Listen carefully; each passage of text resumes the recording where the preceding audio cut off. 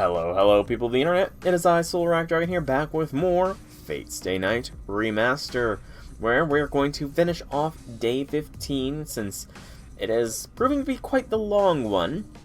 Depending on how long it takes us to finish it up, we might do a little bit of day 16, but either way, we are getting to the end of Heaven's Feel. Mainly can tell that because, per the flowchart, if we go all the way, and then we switch to Unlimited Blade Works because the Fate route does not track days properly, and then go all the way forwards.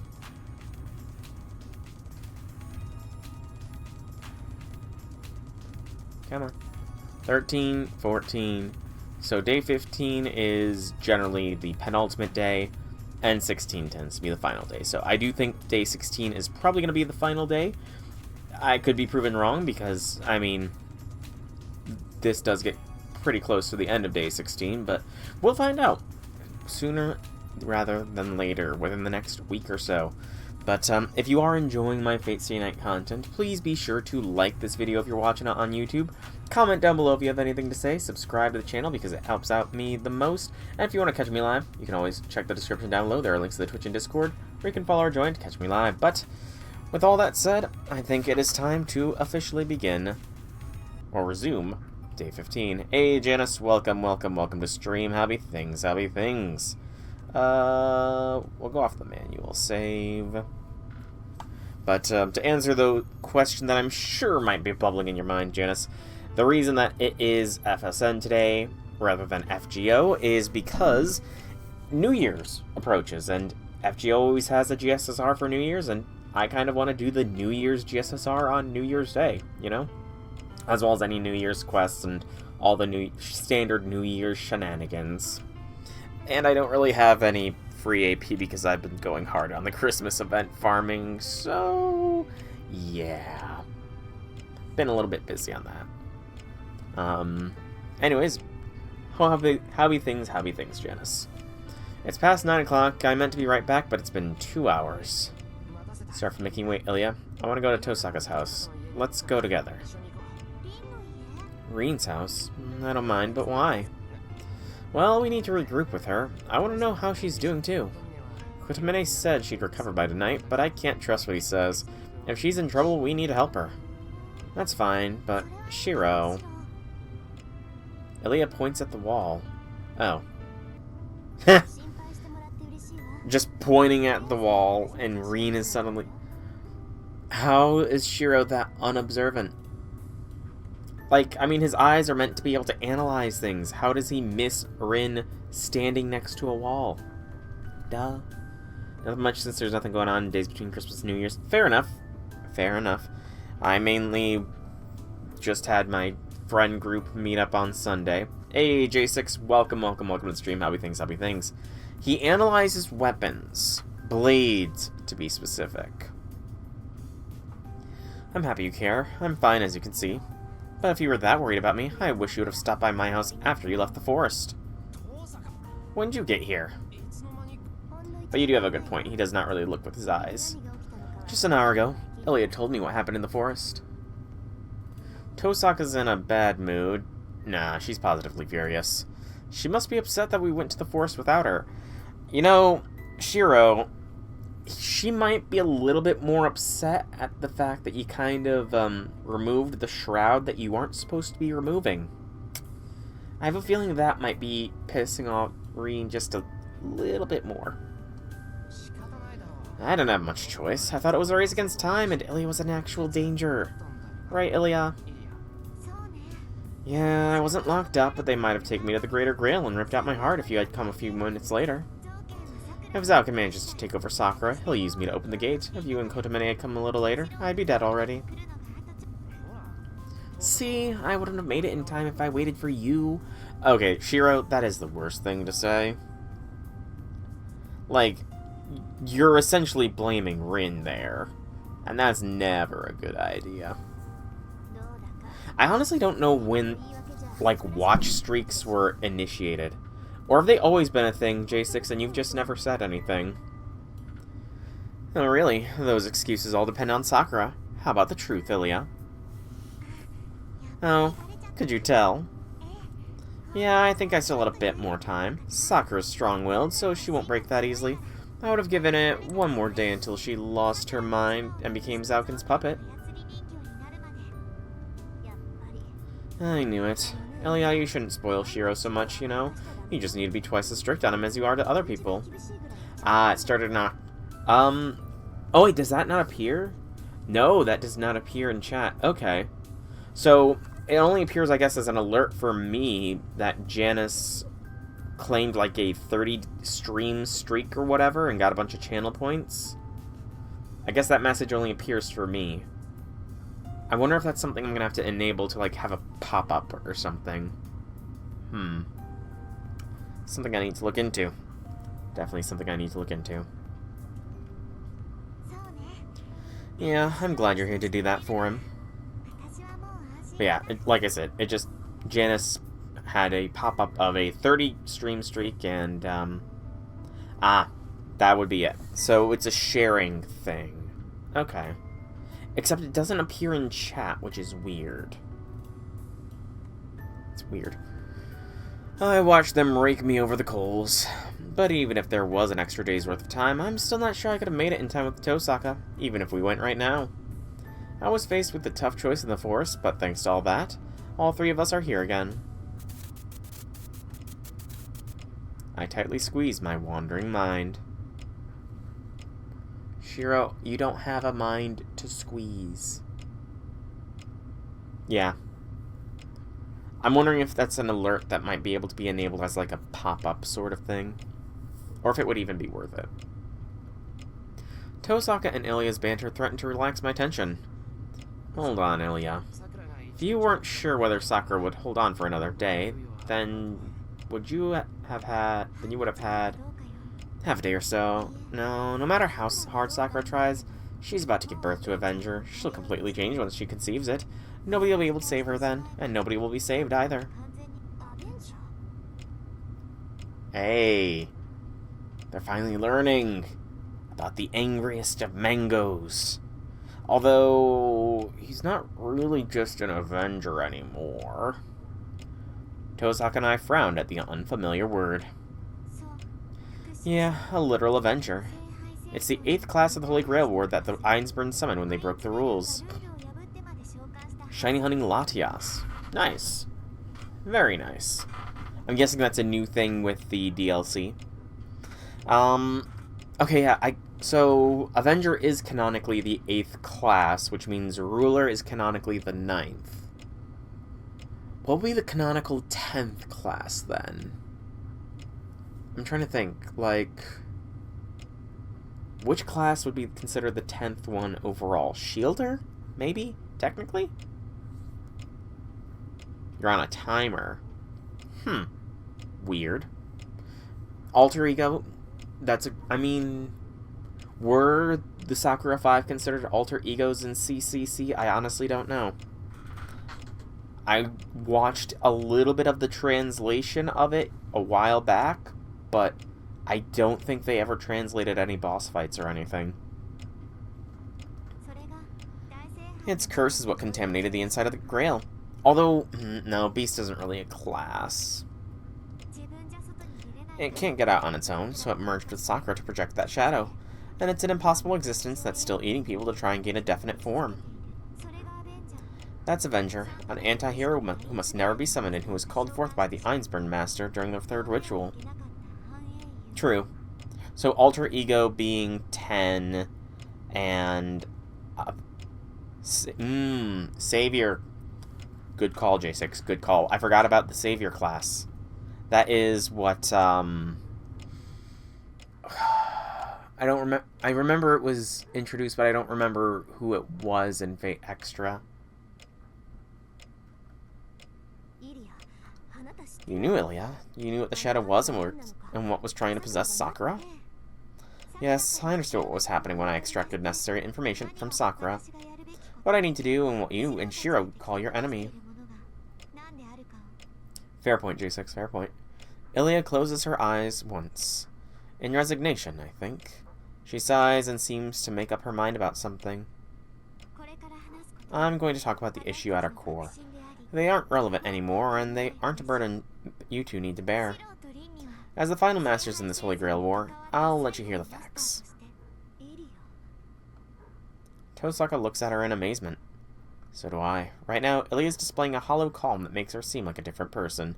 And again, Ilya really does behave differently in Heaven's Feel. Like, I guess she knows what is coming. Like, what is inevitable in this route, comparatively to Fate, where she has some hopes, you know? But... And actually, thinking about it, so Savior from Extra, Alter Ego from CCC, that would make the Launcher class the next one that's been established, I think. It all began 200 years ago. Now, their journey in search of the Holy Grail had been going on for some time before that, but the ritual was established in this land 200 years ago. Lost trying to find Latias or something? That's where our story begins. The Holy Grail is a device that can grant any wish. To complete it, the Ainsburns, Makiri, and Tosaka cooperated in a ritual to summon the Holy Grail. That was the start of the Holy Grail War, a death match to determine ownership of the Holy Grail, wherein 7 heroic spirits are summoned. The Masters chosen by the Holy Grail become hosts for heroic spirits and kill each other until only one survives. It doesn't exist yet, J6. I don't know what's going on, JP, but who knows? Maybe the Funny Vamp class will come. And actually, isn't, like, Neko Arc... Neko Arc is not quite the Funny Vamp class, but she's related to it. And Neko Arc was in Grand Carnival. So, maybe when we get another thing of Grand Carnival, there'll be a collaboration and Funny Vamp will appear. I don't know. The Masters chosen by the Holy Grail become hosts for heroic spirits and kill each other until only one survives. That could be phrased differently there, Ilya. Right now, Ilya's talking about the Miyuverse Grail War, where they literally become the hosts for the heroic spirits. That's the pretext for what you two know as the Holy Grail War. You don't look surprised, Rin. Did you start to suspect something? More or less. I realized right away that someone was taking advantage of it, but I didn't give it too much thought. We use a system that someone else created and reap the benefits. It's only fair that that's using us as much as we use it. I'm not dumb enough to split hairs over every single flaw, though. I see. Then I don't need to explain that the reality is the other way around, right? What about you, Shiro? Did you notice that the entire premise of having servants fight each other is unnecessary? I guess I did, now that I think about it. Servants are summoned by the Holy Grail. Heroic spirits are summoned as tools to test the worthiness of those chosen by the Holy Grail. To obtain the Grail, the summoned heroic spirits make contracts with hosts, masters who anchor them to the mortal world and fight to defeat all other Grail seekers. If that's all it was, then I might have looked past it. When I learned that defeated heroic spirits are absorbed into the Grail instead of disappearing, I start to have questions. Heroic spirits are components used to select the worthiest masters for the Grail. So why are they stored in the Grail once they've served their purpose? You're saying the Grail War only needs the heroic spirits and that the masters are the tools to summon them. Yeah, in the Holy Grail War ritual, masters are nothing but receptors for the servants. As long as they can summon the servants, it doesn't matter if they all die afterward. Only the heroic spirits are needed to complete the Holy Grail. They are pure souls which exist outside the time axis, separate from the world's laws, yet have power from outside the world, which allows them to interfere in our world. That is the true essence of a heroic spirit. The founders needed that power. They tried to use it to go outside the world. And that's the true objective of the Holy Grail built on this land, to reach the root! The Holy Grail Wars that have been taking place here are meant to achieve a miracle beyond human power, to attain inhuman phenomenon. It's a mystic belief lost to us Ainsburns, a grand ritual to achieve true immortality. A godly feat that can materialize the souls that depart when the body dies, not as heroic or divine spirits, but as humble humans. We call this miracle Heaven's Feel, the Cup of Heaven. It's the golden chalice that occupies the third of 5 current magics. Magic? You mean true magic? We're stunned. Ilya said that the Holy Grail is a ritual to operate magic. Magic. Mystics that magecraft can't achieve, phenomena that current humans can't realize through any means. It's said to be the final objective of mages, and they call those who master it magicians, with envy and awe. Currently, the Mage Association recognizes 5 magics. An outsider like me, on the edge of the edge, who isn't even affiliated with the association, possibly couldn't even know what the details are, but I've heard that 5 rituals are that are recognized as magic, and that there are only 4 people who can use them. Yes, Zelrich. Oh, Zelrich. Hold on. The 3rd magic is the materialization of the soul, but servants already materialize souls. They aren't. It's true that the foundation of heroic spirit summoning uses a portion of the 3rd magic, but heroic spirits are ultimately evocations. Servants don't live in this land, this time period. They're incomplete manifestations of the 3rd magic. The heroic spirits can use hosts to materialize without using the 3rd magic. The Heaven's Field isn't intended to read and replicate souls from the past. It creates higher dimensional beings which can exist independently and interact with the material world while still being cognitive bodies. Man, you know, it makes more sense what Amakusa was trying to do in Apocrypha, knowing these little more details about Heaven's Field. Hey, Infinity Lord, welcome, welcome, welcome stream. Happy things, happy things. So, but the thing is that leads to stagnation if used en masse. Which, you know, would be a bad thing. Because that leads to pruned timelines. I've been doing good. Been nice and relaxing, enjoying the last couple days before the new year. Not that the new year is going to be really anything special other than new FGO content, but I am looking forward to seeing what the new Year Servant is going to be, as well as the GSSR, because, excuse me, I have no idea what I'm going to roll for on the GSSR. I have no idea if I'm going to need to roll for the new Year Servant. If they're a foreigner, then yes, I need to roll, because I'm getting all the foreigner servants one way or another. But beyond that, I'm just looking forward to the next year, see what it brings, possibly get a job in the IT field and all that kind of stuff. And post-Christmas, but between Christmas and New Year's, like I've said, nothing really happens. I'm talking about turning souls themselves into living beings and advancing them to the next stage of life. The next stage? That does sound incredible, but Ilya, even if they all do different things, the magics are supposed to be a path to the root, aren't they? What does that have to do with the Holy Grail? I can't even say it's American New Year. It's not American New Year.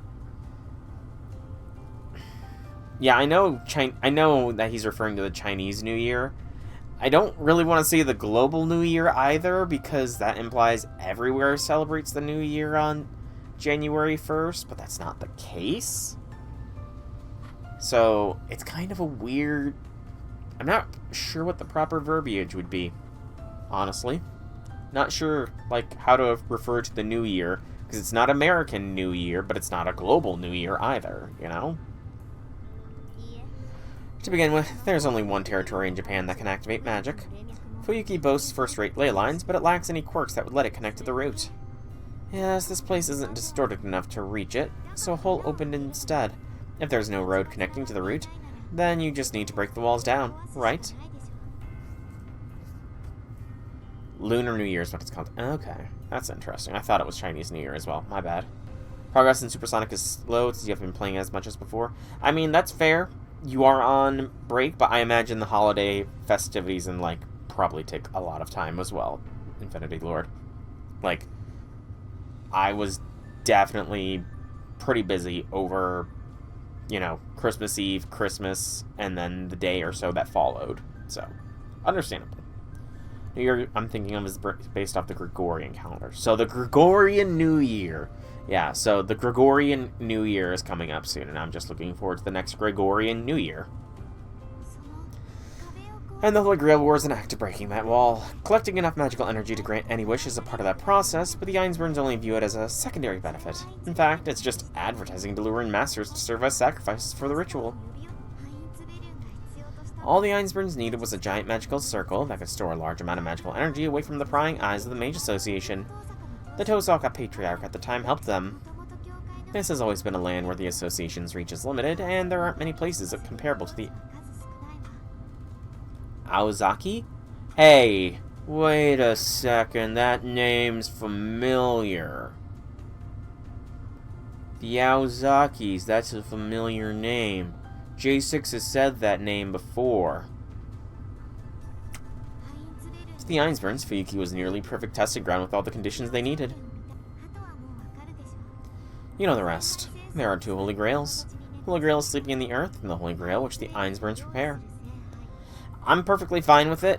2025 has been a nice year, essentially. I got into my current field of study, and I'm almost done with my current field of study. I'll be finishing it up in February of next year. So, I'm looking forward to that, and going from there. Might actually start publishing the thing I'm writing next year as well, if all goes well. If all goes well, you know.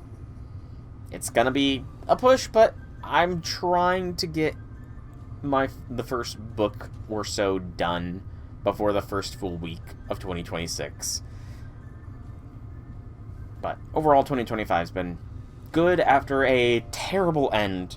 Actually, 2024 kind of just sucked. Thinking about it out loud for me, 2024 just sucked between getting booted from the program, not being able to get back into the program because of various circumstances. So yeah, 2024 could have definitely been better, but it could have been worse because with me getting kicked, I finally started to stream more.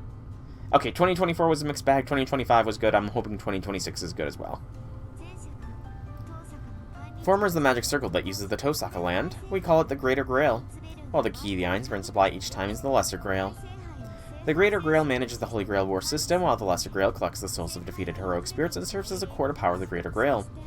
Once enough souls are saved up to activate the Greater Grail, it uses the souls of the visitors from the outside, the heroic spirits, to open the hole.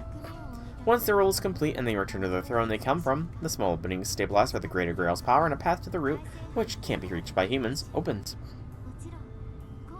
Of course, that's just the first step. They can't obtain what they want just because they made an opening. The path to the root is too long. Still, those who obtain the Holy Grail gain access to an unlimited source of magical energy. Nobody's used it yet, because this land is still suffused with an incomparable amount of mana. To a normal mage, that reward is more than enough to call a miracle.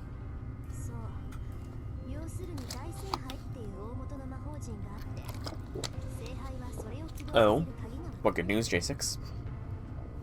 Okay, so there's a big magic circle called the Greater Grail, and the Lesser Grail is its activation key. Oh, congrats. I'm glad that your pipes are no longer frozen, man. The reason the Holy Grail War takes place every 50 years is to save up enough mana to summon heroic spirits. An individual doesn't have enough magical energy to pull off a summoning like that. The Greater Grail takes 50 years to collect this land's mana without sucking it dry, and once it has enough, it summons heroic spirits and molds them into servants. Oh, and what's that, Infinity Lord? But the summoning comes at a price. They wouldn't respond to the call unless they had something to gain, so the Lesser Grail was created as an offering to them. Of course, it was always a lie. The Ainsburns have only ever wanted the heroic spirit souls. They didn't care about the spiritual cores, they just wanted the massive souls. So they came up with the Holy Grail War scheme to trick servants and masters into killing each other. It's a scheme that continues to this day. That only started from the Second War, though.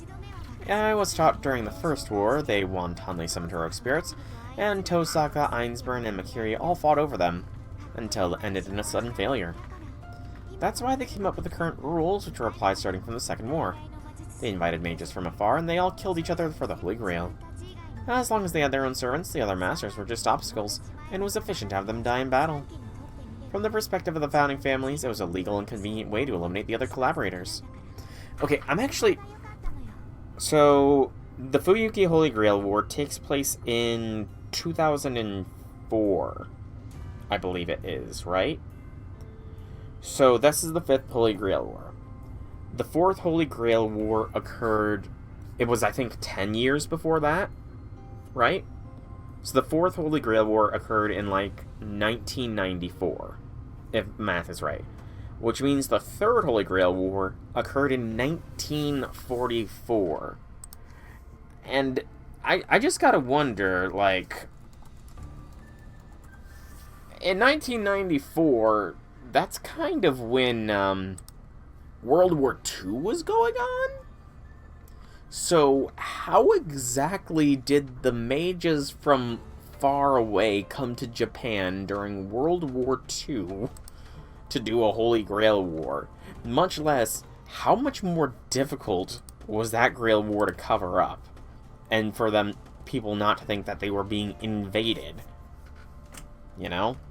It's these kind of questions. I kind of want to see what the Holy Grail War was going on. The Holy Grail War before the current Grail War in Apocrypha was during the World War. Yeah, I kind of, like, it'll be a completely new cast, and we already know the result, but I do kind of wonder what the third Holy Grail War would be like. Oh, it's in Fate type. I didn't realize that. Interesting. Excuse me. Very interesting. I may have to look into that. Oh my god. So what? The rule about masters fighting each other was invented because they couldn't peacefully negotiate ownership rights and tried to seize it by force? That's right, but the deathmatch turned out to be an effective way to select the winners. It's like you, Reen. Some servants and masters might have realized they were being lied to, but they still didn't care. After all, they would still obtain the Holy Grail if they won. I might have to look into fight type Redline. Tozaka seems to accept that. In other words, the Holy Grail War ritual wasn't meant to obtain the Holy Grail, but to use it to go outside of the world. It was an attempt to go outside. According to studies of the arcane, a power said to be the pinnacle of dimensional theory is located outside of this world. It's called the Swirl of the Root, and its coordinates are believed to be the origin of all things. Yeah, you know, the Root is just, a Japanese woman, though, who can kill anything with her eyes. Who likes wearing bunny ears. Right, J6? I described Shiki decently there. Right? It's said to be the seat of the gods, the alpha and omega of creation, where everything in the world is recorded and everything in the world can be made. But that's the moon cell. Everything is recorded on the moon cell. Jeez. It is, I have to admit, it is interesting to see, like, obviously this is the early days of the Fate version of the Type Moonverse, so we don't have stuff like the moon cell and that kind of stuff. But you can definitely see, like, where bits and pieces of inspiration are pulled here and there, you know? The Akashic Records. Okay. But who cares about all that, honestly? My old man might have understood how important it was, but it has absolutely nothing to do with me.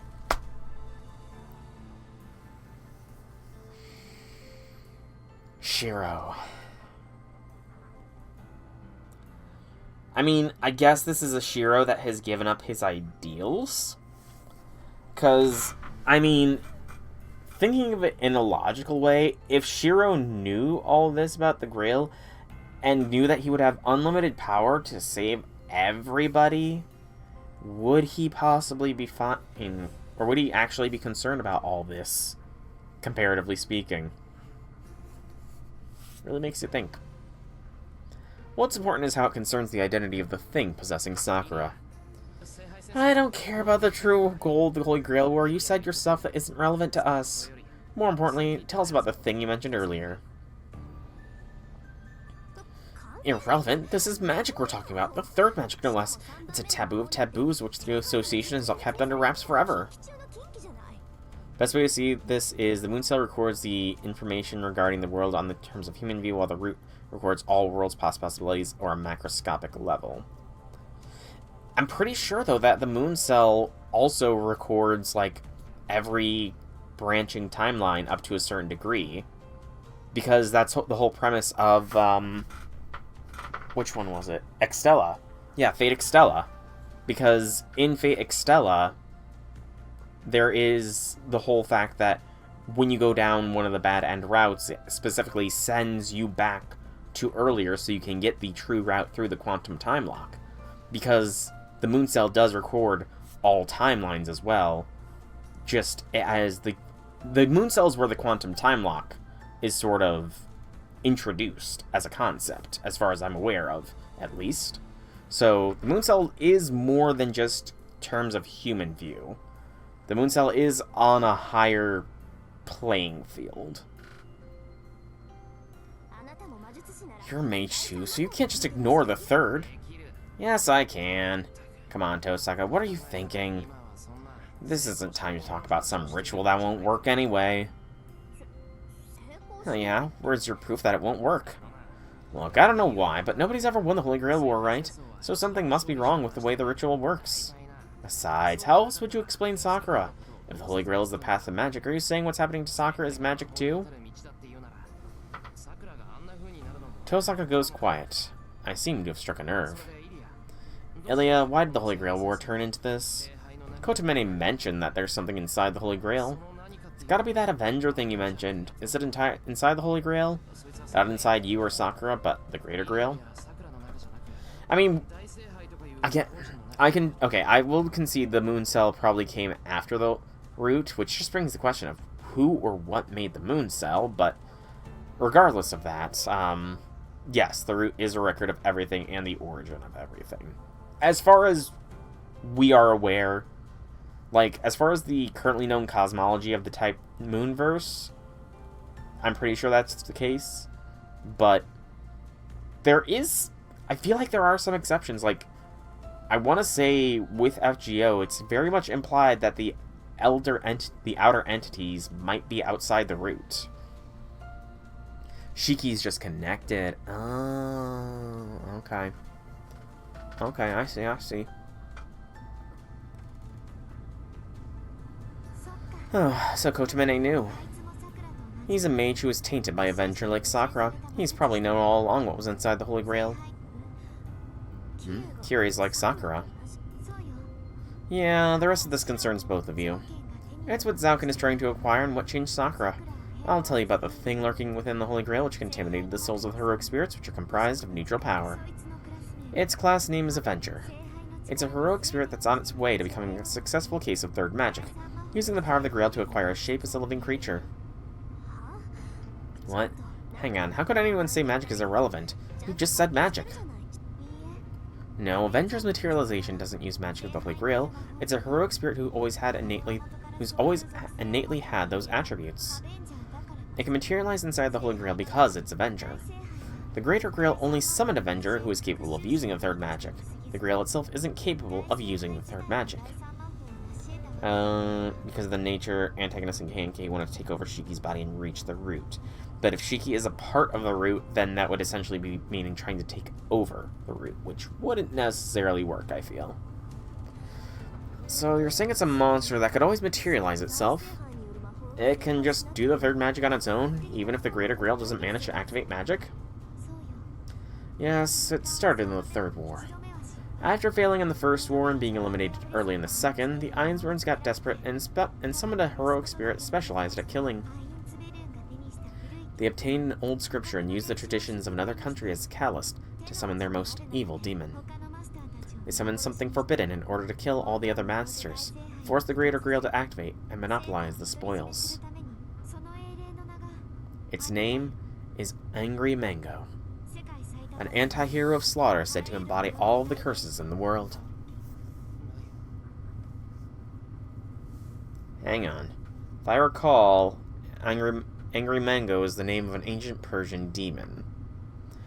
It's the greatest devil of Zoroastrianism, an advocate of evil that has been battling for 9,000 years against the light god safeguarding humanity's goodness.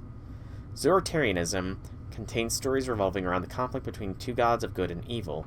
It's one of the first religions to feature the duality of angels and demons. But there's no hero named Angry Mango. How could someone bearing the name of a devil king become a heroic spirit? Most time when something is connected to the children is born, the counterfeit interferes and tries to interfere with it, sometimes kill it while it's in the mother's belly. Of course, hey, he's Angry Mango. 'Cause he's not a bad guy. Angry Mango is not a bad guy, after all.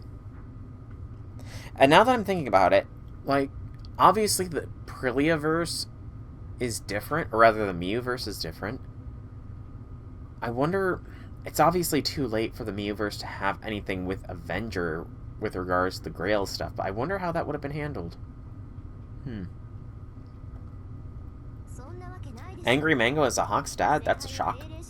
That can't be true, Ilya. The Holy Grail can only summon heroic spirits, and if they needed to recreate divine spirit-level phenomena, they wouldn't need the Holy Grail.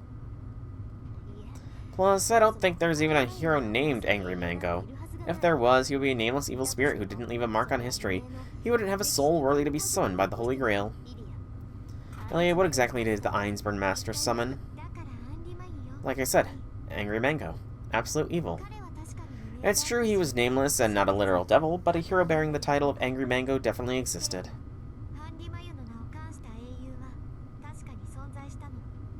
It's a meme at this point as well, that he is just Angry Mango. Happened an unimaginably long time ago in a tiny part of the world. He was a nameless hero who appeared in a village.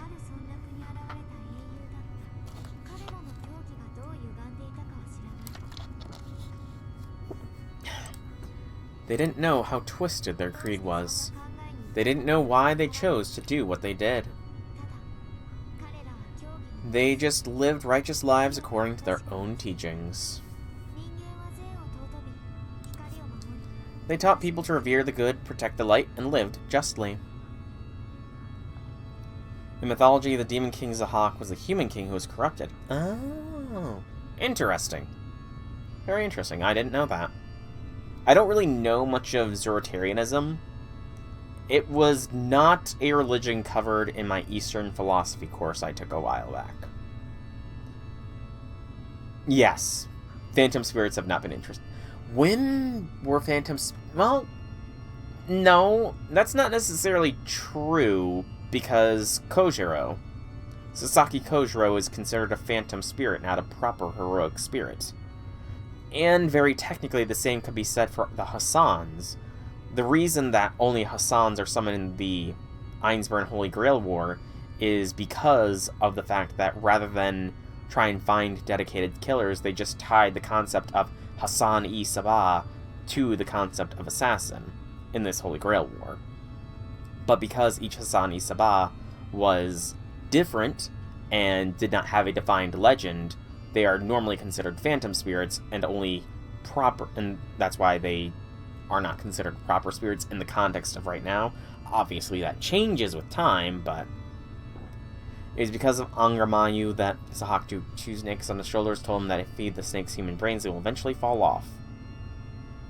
Well, that's kind of wild. They taught people to revere the good, protect the light, and live justly.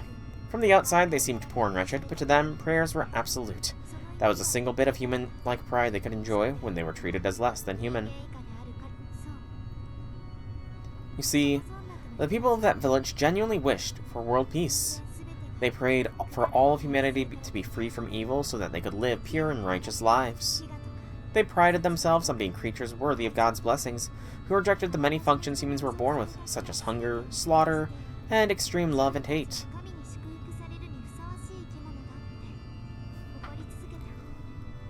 How can you reject hunger?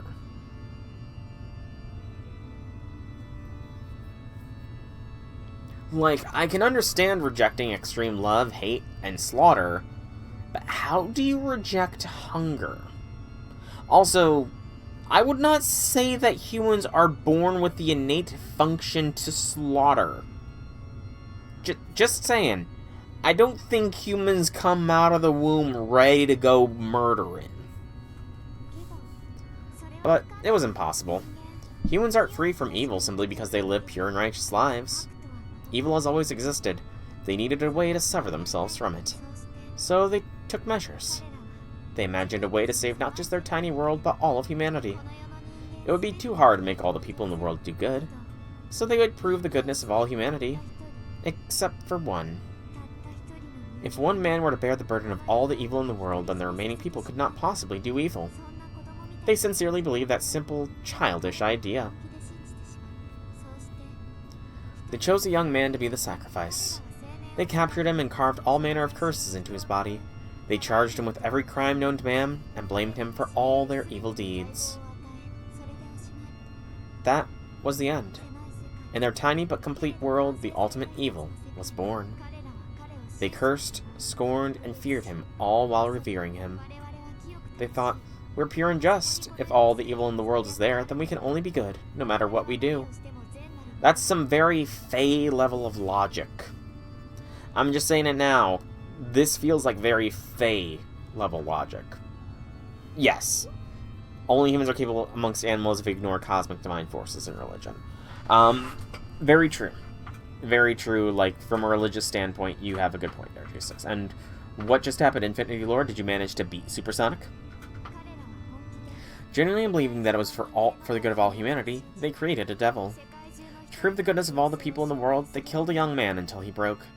No, they refused to put him out of his misery until his life ran out. They gave him the name of a devil that corrupts humans. He was given the name Angry and was unreasonably hated and killed as the enemy of humanity. I don't know if their process turned him into an actual demon, but everyone in that village believed it, so they treated him that way. They hated and feared him, all while revering him as their proof of salvation, who proved the goodness of all humans. See, it's around here where they really start, like, hammering in the conceptual level of magic in Fate.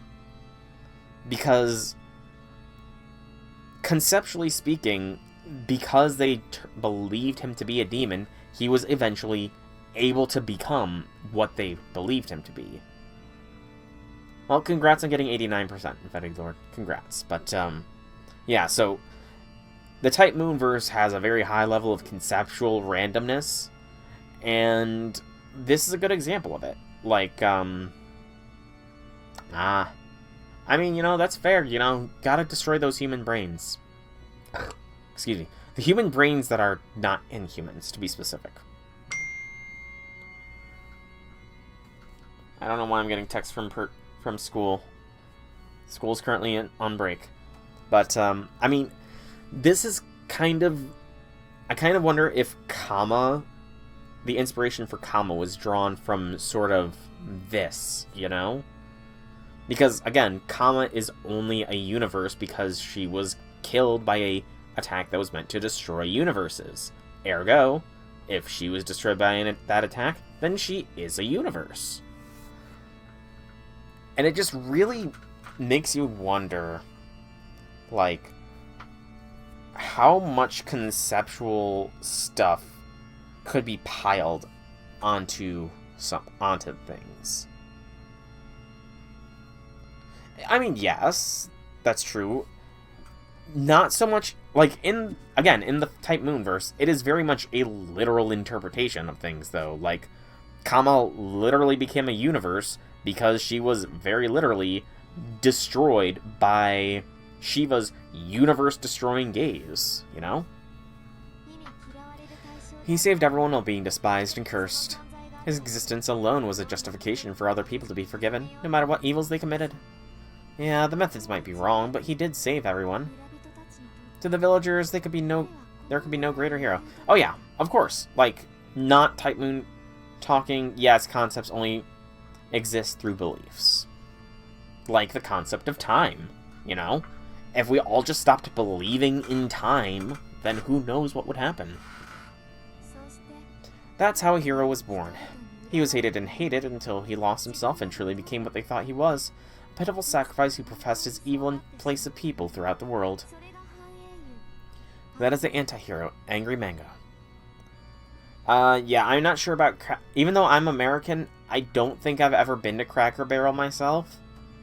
I know that it was under a lot of fire recently because of their remodel or something, but, like, I'm pretty sure it's just a old-timey restaurant that's like a mixture of restaurant and souvenir shop, essentially. So, he was just a regular person whom they labeled all the evil in the world without gaining anything from it. In Zoroastrianism, he's the king of devils who approves of 6 billion evils. The young man was buried as an embodiment of that evil, created to be a curse, a wish given form by people with primitive beliefs. Ilya coolly describes an ancient event with neither irony nor disdain. An anti-hero. Kotomene told me what it meant shortly after this war began. But if what Ilya's saying is true, the guy who became Angry Mango would still bear the evil of humanity. It would be the reason he exists, if that's why he was treated as a hero. A heroic spirit blamed for the sins of 6 billion people. And if someone like that was summoned, only slaughter would follow. He would hate humanity, and the people around him decided he was the evil anyway. Angry Mango. Someone crowned with the name of a devil taking revenge on the people who turned him evil. No. He's using Sakura to carry out the duty that people wanted from him? I understand what he is now. But why is that inside the Holy Grail? I mean, isn't he just a human? Even if people label and treat him as a devil, his powers would be no different from a regular person. There's no way somebody like that could turn into a monster who eats entire towns. Yeah, he is human, but the version of him that people force into becoming a heroic spirit is him too. Nothing should have gone wrong, actually. The Ainsburn summoned him in the Third War, but the heroic spirit they got was incredibly weak. The anti-hero was beaten early on and was the first to be absorbed into the Holy Grail. The FSN Remaster lamented that. They wondered how some person no different from a normal human could be a world-destroying devil. In fact, the heroic spirit was just a human. He was a human who simply resented the world. He was a human whom the world wanted to be evil. He never had any power of his own. He was an impossibility created by the feelings of those around him. When the Holy Grail absorbed that, everything got flipped on its head. The Holy Grail grants people's wishes, too. After servants are defeated, they return to the Grail as unfocused power and wait to be released. They lose their personalities as heroic spirits and serve only to be the omnipotent power of the Holy Grail. But he was different. He didn't become a hero on his own, but was made into one by the wishes of the people around him. He was an existence which people can wish to be evil, regardless of his own personality. No, don't tell me he... Yes, the Holy Grail is a chalice which grants wishes. He was just a human, not even human. It was always the wishes of the people, without any gender or personality. And that's why, the moment the Holy Grail absorbed him, it accepted a wish. He's a being which wouldn't have existed otherwise. That heroic spirit fabricated from a selfish wish was born as a figure that people wished for, in the Holy Grail that grants people's wishes. 5 centuries of Mercuria and 1,000 centuries of Ainsburns are child's play, next to humanity's ideals which they've wished upon for over 2,000 years ago, since the Age of Gods. That's the true identity of the Shadow. It's something that's finally trying to take form as a heroic spirit. He fed on the servant's colorless power to manifest its shell. All the evil of the world.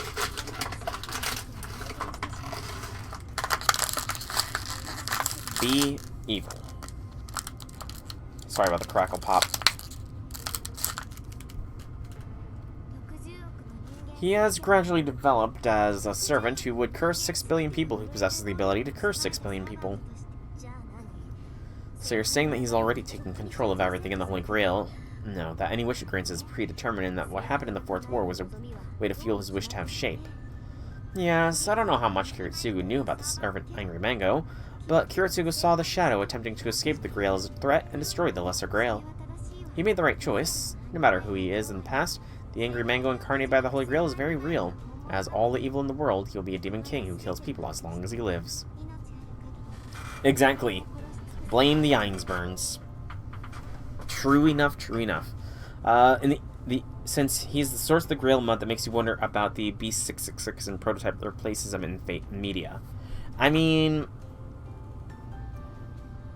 Again, I don't really know... Again, I don't know much about Zoroastrianism, but Beast 666 is the Beast of Revelation, as far as the Book of Revelations biblically goes.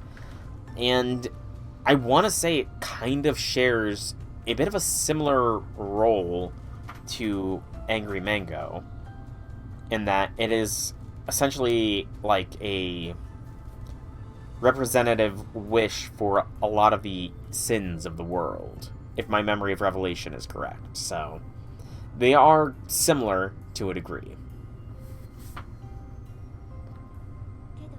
Still, Kiritsugu's decision prevented Angry Mango's birth and left it inside the Greater Grail. Kotomine and Sakura each received some of it.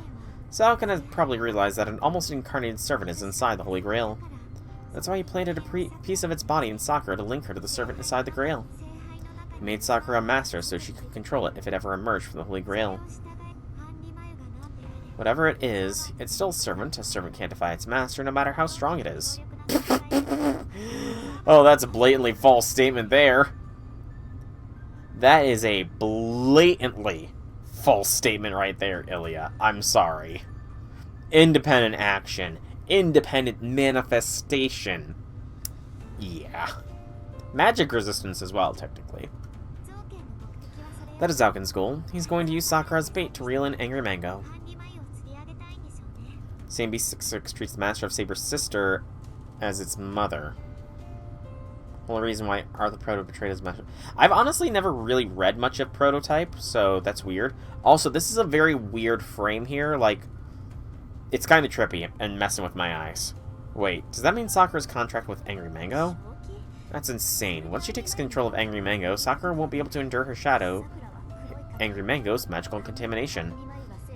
It has changed so much while it's inside the Holy Grail that Sakura's personality will be erased the moment it comes out. If that happens, she won't even be a master. That's the point. Zouken doesn't care about Sakura's personality. He values her body, which is connected to Angry Mango. He plans to take over her body once her personality is gone.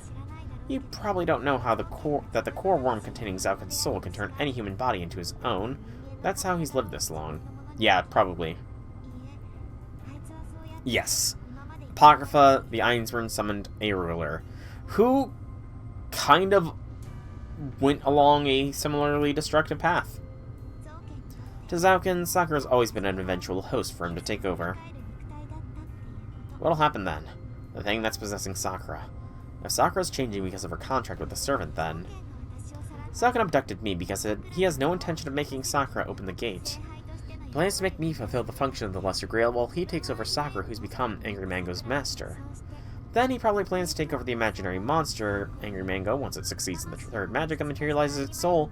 It's like a human greed degrading a perfect god into an imperfect one. By definition, a god is born when it's created by the wishes of humans, while not influenced by human will. Now I can guess that any god would become a devil once Zouken rubs off on them. Maybe that's why Kirei is so hostile to Zouken. I get it now. Is that good enough explanation for you, Shiro? Yes. True enough, the third magic was achieved in the Apocrypha line. Huh? Tosaka's voice brings me to my senses. Don't haw me. We know our opponent's identity, and we know Zouken's endgame. There's no need to talk it out with them now. I mean, the third magic was still achieved.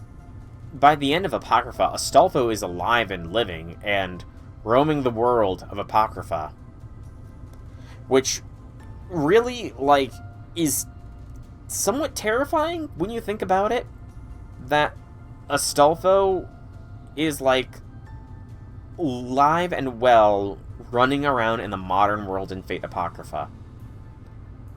How many descendants do you think Astolfo will have by the end of his lifetime in the Apocrypha verse? Considering his, legend, shall we say. No need to talk it out, huh? She's right. The thing inside the Holy Grail, if it comes out, it'll cause the same tragedy as 10 years ago. No, it won't end there. If we let this happen, countless people will be killed. Yeah, the thing Sakura gave birth to will take many, many lives on her behalf. That can't be allowed. We just need to stop it. No matter the cost, I won't let Sakura shoulder the burden of any more lives. We'll stop Angry Mango. We'll end this war before it can emerge from the Holy Grail. So you say, Shiro. Looks like you agree we have to fight and win. And there are two ways. Before it comes out of the Holy Grail, we can either kill its master or destroy the Greater Grail. The first way is a sure bet. We can count on Sakura and Zouken trying to stop us from destroying the Greater Grail. We won't be able to avoid them if we go that route. Excuse me. In the end, it would be easier to defeat Sakura, the Master. Yeah, we'll fight Sakura and separate her from Angry Mango.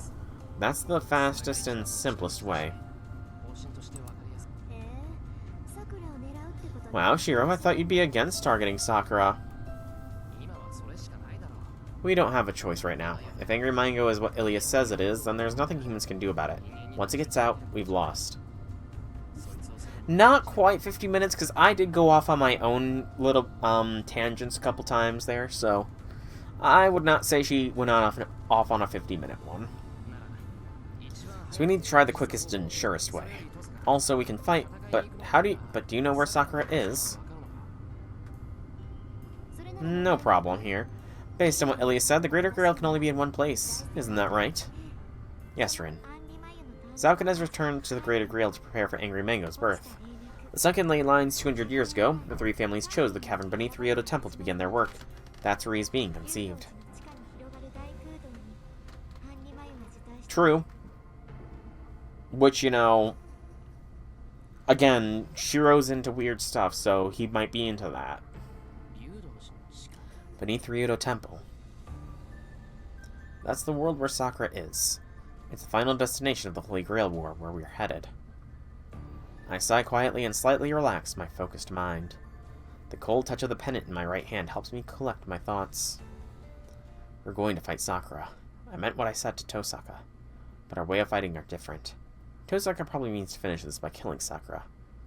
But I'm going to find a way to end this and let her live. Oh man. Shiro just blacked out again. I jolt out of my reverie. The heavy pressure that makes it feel as though the air has turned to water covers the building. It's... Oh, maybe he didn't. I thought he suddenly lost track of time or something. The instant we feel the shadow's menacing aura, we run out into the yard. Oh man, Sakura's aura farming. We go out into the yard. The entire world is cloaked in shadow. My entire body shivers with mind-numbing awe and fear down to my fingertips. The black shadow is before us. If it wanted to, it could crush us along with the entire house. The difference in power is clear. It's transformed into a state unlike anything we've seen before. I don't know, I think we've seen that before. That shadow does nothing. It isn't Sakura, but the shadow shaped like her. The real Sakura is underground, beneath Ryudo Temple. The thing quivering in front of us is a false image modeled after her. Couldn't even bother to come in person, huh? You've got a big head in a short time we haven't seen you, Sakura. I'm not sure if it isn't hearing Tosaka's taunts or if it can't hear our words at all. Her shadow sways in the moonlight. It looks terribly lonely. Its eyes are definitely looking at me. Senpai, it says. It looks so meek that it might actually respond like Sakura always does if I hold out my hand. But I don't. I know what I have to do. I can't call out to Sakura and risk weakening my resolve. I look away. Her shadow seems hurt. Did you hear everything from Iliasvale Nissan? Ne-san? I keep mixing those two up. I apologize. The shadow faces Tosaka, speaking in a cold, scornful tone. I did. We know what's possessing you, and the abilities of the thing about to be born from the Holy Grail. So Sakura, let me ask you this. Do you plan to cut your ties with Angry Mangu? Tosaka's voice sounds the same. Her voice is cool, condescending, and thoroughly unimpressed. No, I said the weak me is gone now, remember? I suffered so much for this power, I don't want to leave it, nor can I. This is the only way for me to live. Okay, one more question. How's your precious servant coming along? Ilya said it should be almost ready, but how do you feel as a mother? Is it outside already? Of course not. If that thing comes out, it'll devour the entire town in a flash. I won't let that happen. Senpai is still here. So as long as I'm here, I won't let that child out. Oh, so we don't need to rush. As long as Shiro's with me, you'll keep Angry Mangu in check. Isn't that nice, Shiro? Sakura's still doing just fine. Stop messing around. You know I can't hold on much longer, don't you? You need to take Senpai and run. I don't have much time left. I don't know when I might disappear. Tonight might be the last night I stay myself. That's why I'm here to warn you. Ne-san, take Senpai and run somewhere far away. If you can do that, then I feel safe taking the child down with me. Sakura said she'd take it down with her. Tosaka's shoulders tremble slightly.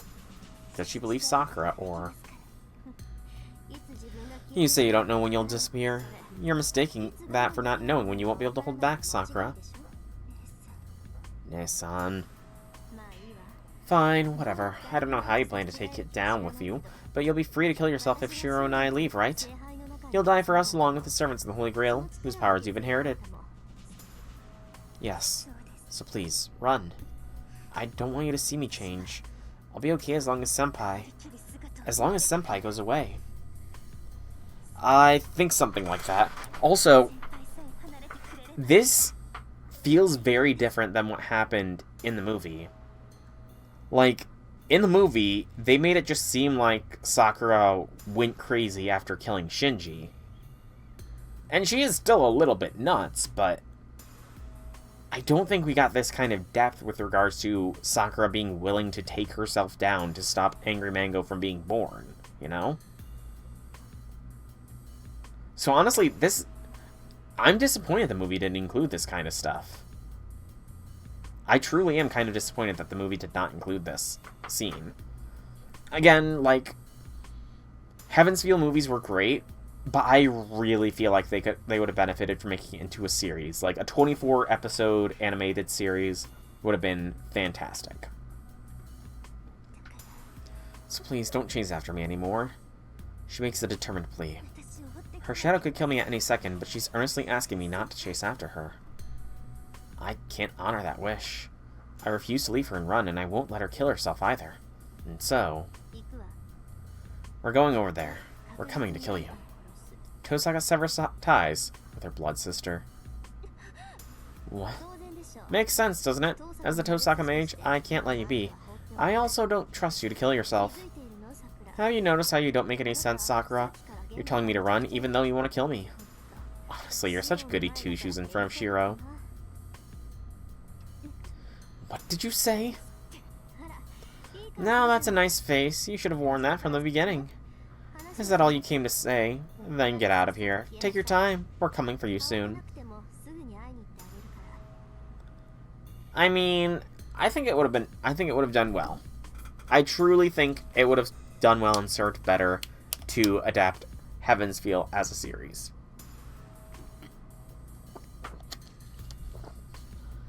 Because then, not only could we get the Unlimited Blade Works abridged, we might be able to get a Heaven's Feel abridged as well. But I don't think that it's as doable for Heaven's Feel because it is all movies. I really wonder how Heaven's Feel abridged would go, though. I mean, maybe. That is a fair point, Janice. There was a lot more exposition in this than previous routes. I'm still waiting for them to start adapting the Epic of Remnants and then the Lost Belts, though. Maybe that'll be announced, because there's always big announcements for FGO on New Year's. I know we're getting Strange Fake this coming weekend, but maybe they will announce adaptations for the Epic of Remnants, or the Lost Belts, or the other singularities. I personally would like the Epic of Remnants first, and then the Lost Belts, though. That'd be nice. Listen, Sakura, I'll be the one to kill you, and no one else. Tosaka declares it in a gentle voice. The shadow quivers. For a moment, Sakura's projection freezes like a statue. Yes, I'll be waiting for you, Ne-san. She lets out a lurid giggle and disappears. The thing is, I'm not going to be able to know, outside of, like, very targeted searching. Because if there's something big happening in JP right now, I've been avoiding the FGO subreddit. Like, and I pretty much have completely, like, blocked my YouTube search algorithm from showing me anything FGO related, because I don't know whatever the big thing going on is. But that just means that it's going to be hell for me to find out what kind of new Fate project is going to be coming next year without possibly spoiling myself for what's happening on the JP side of things. I guess I could ask you guys to tell me in the Discord. I might do that. The shadows covering the house are gone. Or in the stream following, so. Only Tosaka and I are left standing in the yard. I feel dizzy. I meant to keep my focus, but seeing Sakura apparently shook me. It seems that Sakura isn't the only one running out of time. Good lord. Shiro, you heard Sakura. What about you? I won't stop you if you want to leave town. I'll be taking the jeweled sword first, though. You don't need to ask. I'm gonna keep fighting, and I'll project that sword for you. We're working together, remember? I'll back you up when there's anything you can't do. Excuse me. Okay, that's fine. Do you get it, though, Shiro? Did she? Huh. I honestly don't remember that scene. Going with me means killing Sakura. That goes for the jeweled sword, too. You need to provide me with a weapon to kill her. Yeah. I'm definitely contradicting myself by making the jeweled sword, but we can't beat Sakura right now. And I already promised that I'd make it. If you need me to project the jeweled sword to fight Sakura's shadow, then it has to be done. Okay. So you're... Yeah, I'm the opposite of you. I'm gonna save Sakura and end this war. I promised that I'd be her hero. Even though letting Sakura live means you're going to kill everyone else? That isn't set in stone yet. There should be a way to help Sakura without causing any more deaths. I'm not so sure. Sakura's already killed many people. Is saving someone like that still what you'd call being a hero, Shiro? She alludes to something critical. It's an inescapable sin. Her words drive into my chest and I finally say, yeah, I'll protect Sakura even if she stops being human. I'll protect her from everything, including the version of her that wants to kill herself. Okay, they keep baiting me out. I keep feeling like I'm going to be getting a dialogue choice here, but then there's no dialogue choice. I'm almost wondering, were there meant to be some dialogue choices here, or have I just made choices enough in the past that it's forcing me down specific routes? I'm not going to check the flowchart until after I'm done with day 15, but that's all I wanted to do. That's what it means to be on her side. I proudly voice my feelings. You're so shameless. I nod shamelessly. Okay, I didn't think you'd listen to me, but you're this stubborn? Honestly, I give up. Huh? Where are you going, Tosaka? I need to get ready to fight, obviously. Sakura warned us because she really is at her wit's end. We need to hurry. Well, yeah, but we're not done talk. The conversation's over. You said that you'll protect Sakura as long as you live. Fine, I won't say anything about it anymore. Go struggle as much as you want. Huh? Where did all her tension go? She seems to be pouting, strangely enough. But don't get the wrong idea. This is our deal to have you make the jeweled sword. As long as you keep trying, I'll let you decide how to deal with Sakura. I won't step in until you can't move anymore. No complaints there, right? You might be able to save her if you work hard enough. With a parting remark, Tosaka goes off into the guest house. As I watch her leave, a big part of the anxiety gripping my chest seems to melt away. While thinking in opposite directions. We are thinking in opposite directions, but Tosaka still wants to help Sakura. She feels comfortable trusting me to do it. We both love Sakura. I think Rin will be able to help her start over. Again, I keep meaning to only call Rin and not Tosaka, but it's hard, you know? It's kind of hard. And I still don't get why Shiro doesn't just call her Rin at this point. It's 10 p.m. Rin said that she was going to prep until midnight and then head to Ryoto Temple. Now I'm going to have you project the jeweled sword. How are you feeling? Can you project it while keeping Archer's arm under control? Alright. Ilya hasn't told Tosaka I took off the Holy Shroud. I think I'll manage. Oh, that's reassuring. The rest is up to you and Ilya. I did my best to find you an Azoth blade similar to the jeweled sword, and Ilya will be supporting your projection. If this goes well, we won't be able to replicate the original, but we should be able to get something about with half its power. Formality? I mean, the thing is, though, is Shiro calls literally everyone in the game by their given name, not their family name, except for Kotomine. Like, Ilya, Taiga, Sakura, Shinji, Zaukin, he calls by the first name. It's just weird to me. Like, I feel like even in Unlimited Blade Works, he still calls Rin Tosaka. Like, dude. I don't know, man. Again, it's a cultural thing, I know, but it's just weird. Or, it's not, I can't say it's weird. It's weird to me, you know? It's weird to me to not call somebody by their first name when, you know, you're this close with them. Rin hands me a dagger.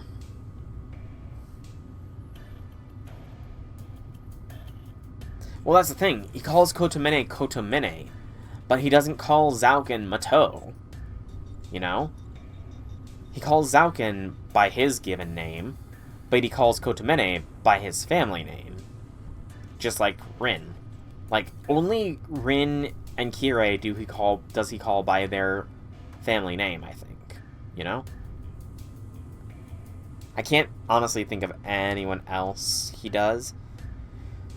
Maybe... What's his face? I can't remember his name, but and I'm not saying the phrase, but Media's master, I think he might call him by his, last name? Maybe? It's been a while since UB-Dub, so I don't know for sure. This is a knife for use in rituals. It looks well used. I wonder if Rien favors it. Okay, no, then he calls him by his first name. Doesn't he? He refers to him as his first name. Oh no, okay, so he does call him by the last name, because it's... Okay. Alright, so he calls him by the last name as well. I do not remember his full name. Like, which one is his first and which is his last. So, that's on me. But not just that, even I can tell it's charged with a massive amount of magical energy. It might just be a small handful compared to the shadow cloaking Sakura, but it's 100 times my own capacity. This thing's amazing. Were you hiding a secret weapon like this the whole time? Of course it's amazing. I transferred all the jewels I have left into it, so it has 10 years worth of magical energy. Tosaka pouts like she can't bear to let it go. Knowing her personality, she might be someone who's really strict with money. Setting that aside, are you sure, Rien? That means you won't have any reserves left. I know you aren't in top condition, so can you still fight? I can still jump and run around, so I'll manage. I still haven't recovered enough power to use Magecraft, though. Wait, then you shouldn't... Don't worry about me. It won't be a problem if you can pull off this projection. That sword has extraordinary power. It even stopped the moonfall. What? Oh, Shiro. We're not going to get into the fact that the moon tried to collide with the Earth. I'm not sure what she's talking about, but she seems confident. I guess I don't need to worry then. Let's get started, Shiro. It'll take time to project that sword even for you. It'll be midnight if we don't start soon. Yeah, let's go back to my room then. You need a quiet place for the best chance of success. Go to Shiro's workshop then.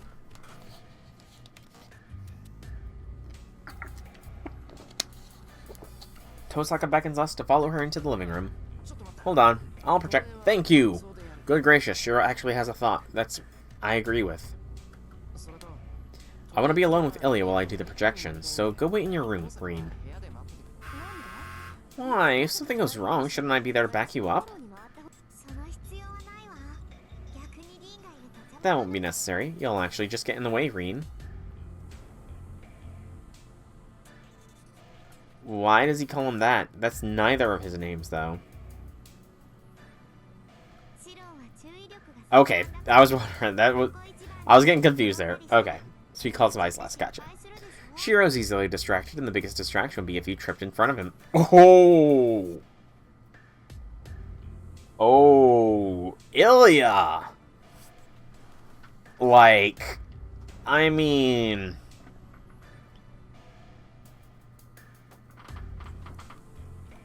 Ilya, what are you implying there? Unless Ilya's been checking as well, which, you know, fine if she was. It's a meme after all. That's rude, Ilya. She groans grumpily. But she doesn't deny that she's also the person most likely to make careless mistakes. Alright, I'll wait outside the shed. That's fine, right? I guess that has to be, if that's the most you can compromise.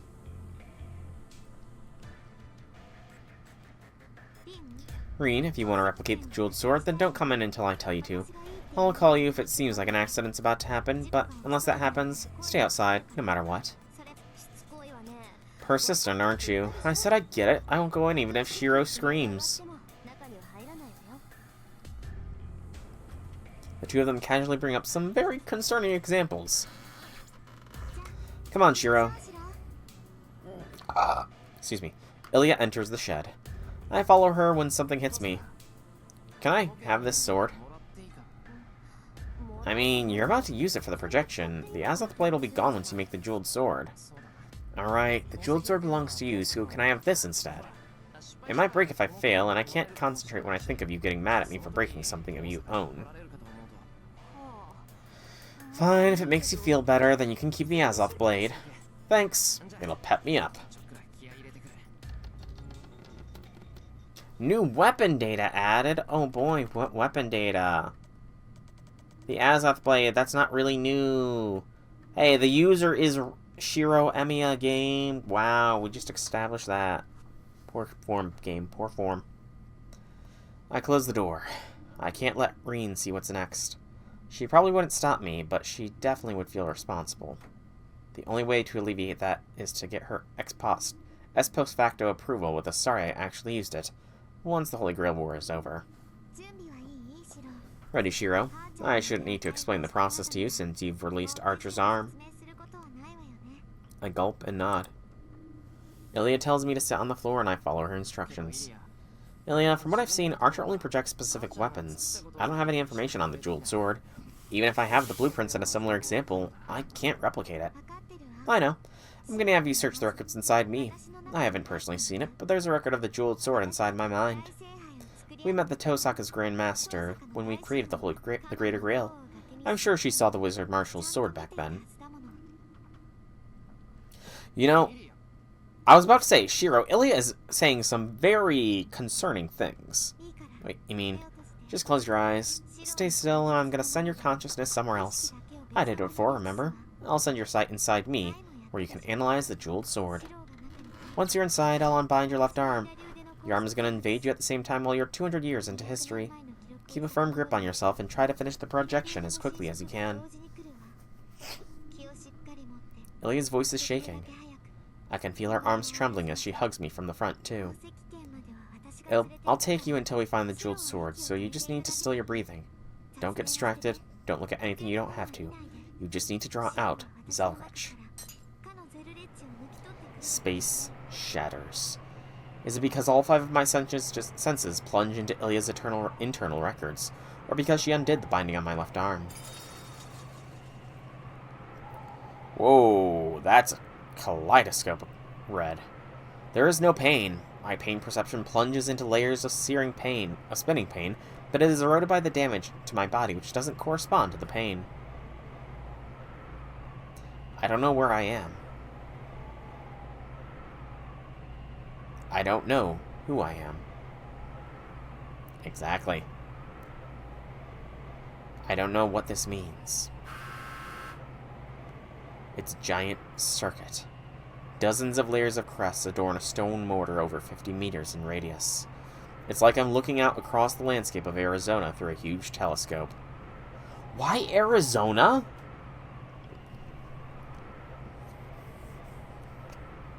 Why would that come to Shiro's mind? As far as I know, he's never been to the United States of America. Why would... It's not about how do you know about Arizona. It's like, why is he making that comparison?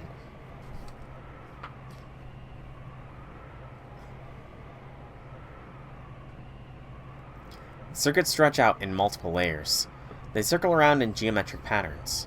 A pale girl stands in the midst of that beautiful spider web. Her name is Justiz Lizrich von Einsborn. She's the mage who established the Holy Grail War on this land.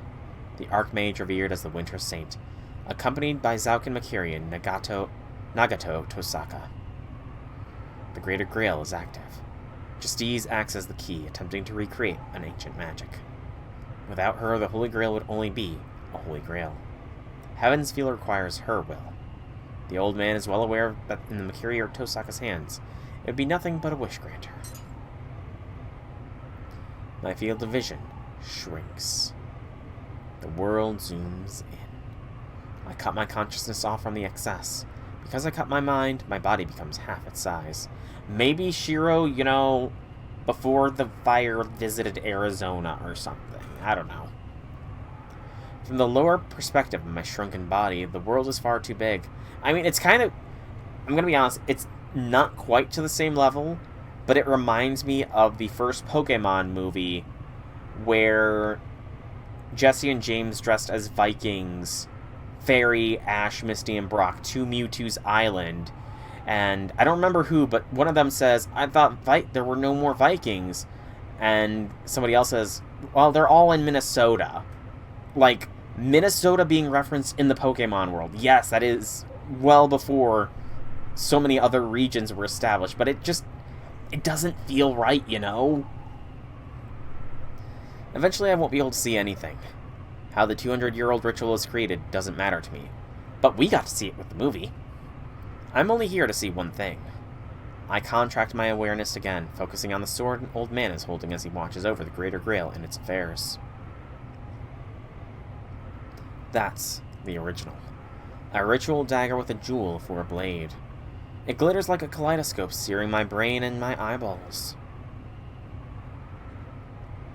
I comprehend it in a single glance. I understand that I cannot understand it. All I can do is imitate the shape. I can only analyze its structure and project it. What magical theories are woven into it? I use Archer's Arm and mobilize the entirety of the heroic spirit Emiya's knowledge, but the old man's dagger is an unexplored law of the world. It's from an alien planet. No, an alien solar system. Where is it?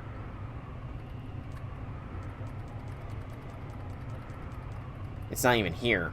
New weapon data, and it's not even here. Wow, game. Wow. Unless it's under an unnamed dagger? No. It's not even in there. I do recall that.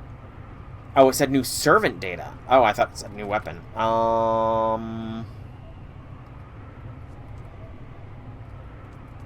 Possibly under skill? No. No. Oh, it's because here it's Emiya. In this route, Shiro did not know that Emiya was Emiya. The old man embodies common wisdom from the far future, which our young species has yet to reach. I'm repelled. I can't let myself be repelled. I can't reach it. I must reach it. I reach out. I reach out. I reach out. With scorched eyeballs and cerebral nerves, I reach out dozens of meters.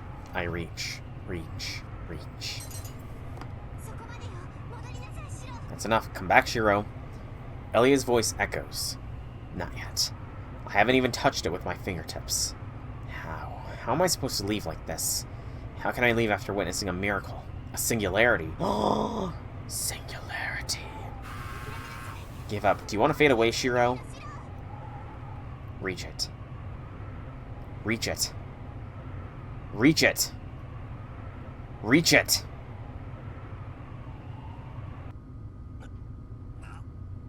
When did Shiro start balancing on his head?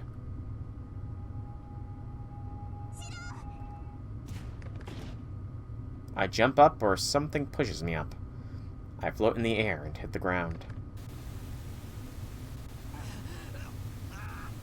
My left arm in pain. My tongue, finger stiff, the shaking keeps.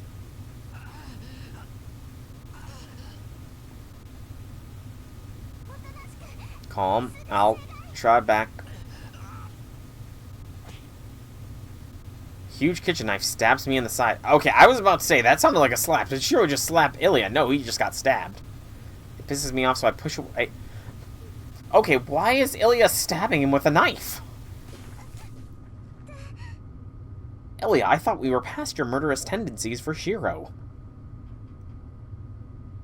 I realized I just... It did happen. Okay. Wow, Shiro. Wow. Beating up your older sister like that. Sorry, Ilya. I brush off the dust and stand up. Thank goodness. Luckily, I didn't injure her. Dude, you punched her. You can't punch someone and not injure them. You idiot. I told you not to look at anything unnecessary. Good grief, I'll forgive you because it went well, but you better listen to what I say next time. Ilya scolds me, jabbing an accusing finger at my nose. Oh. I realize what she's talking about and look down at the hard sensation in my left hand.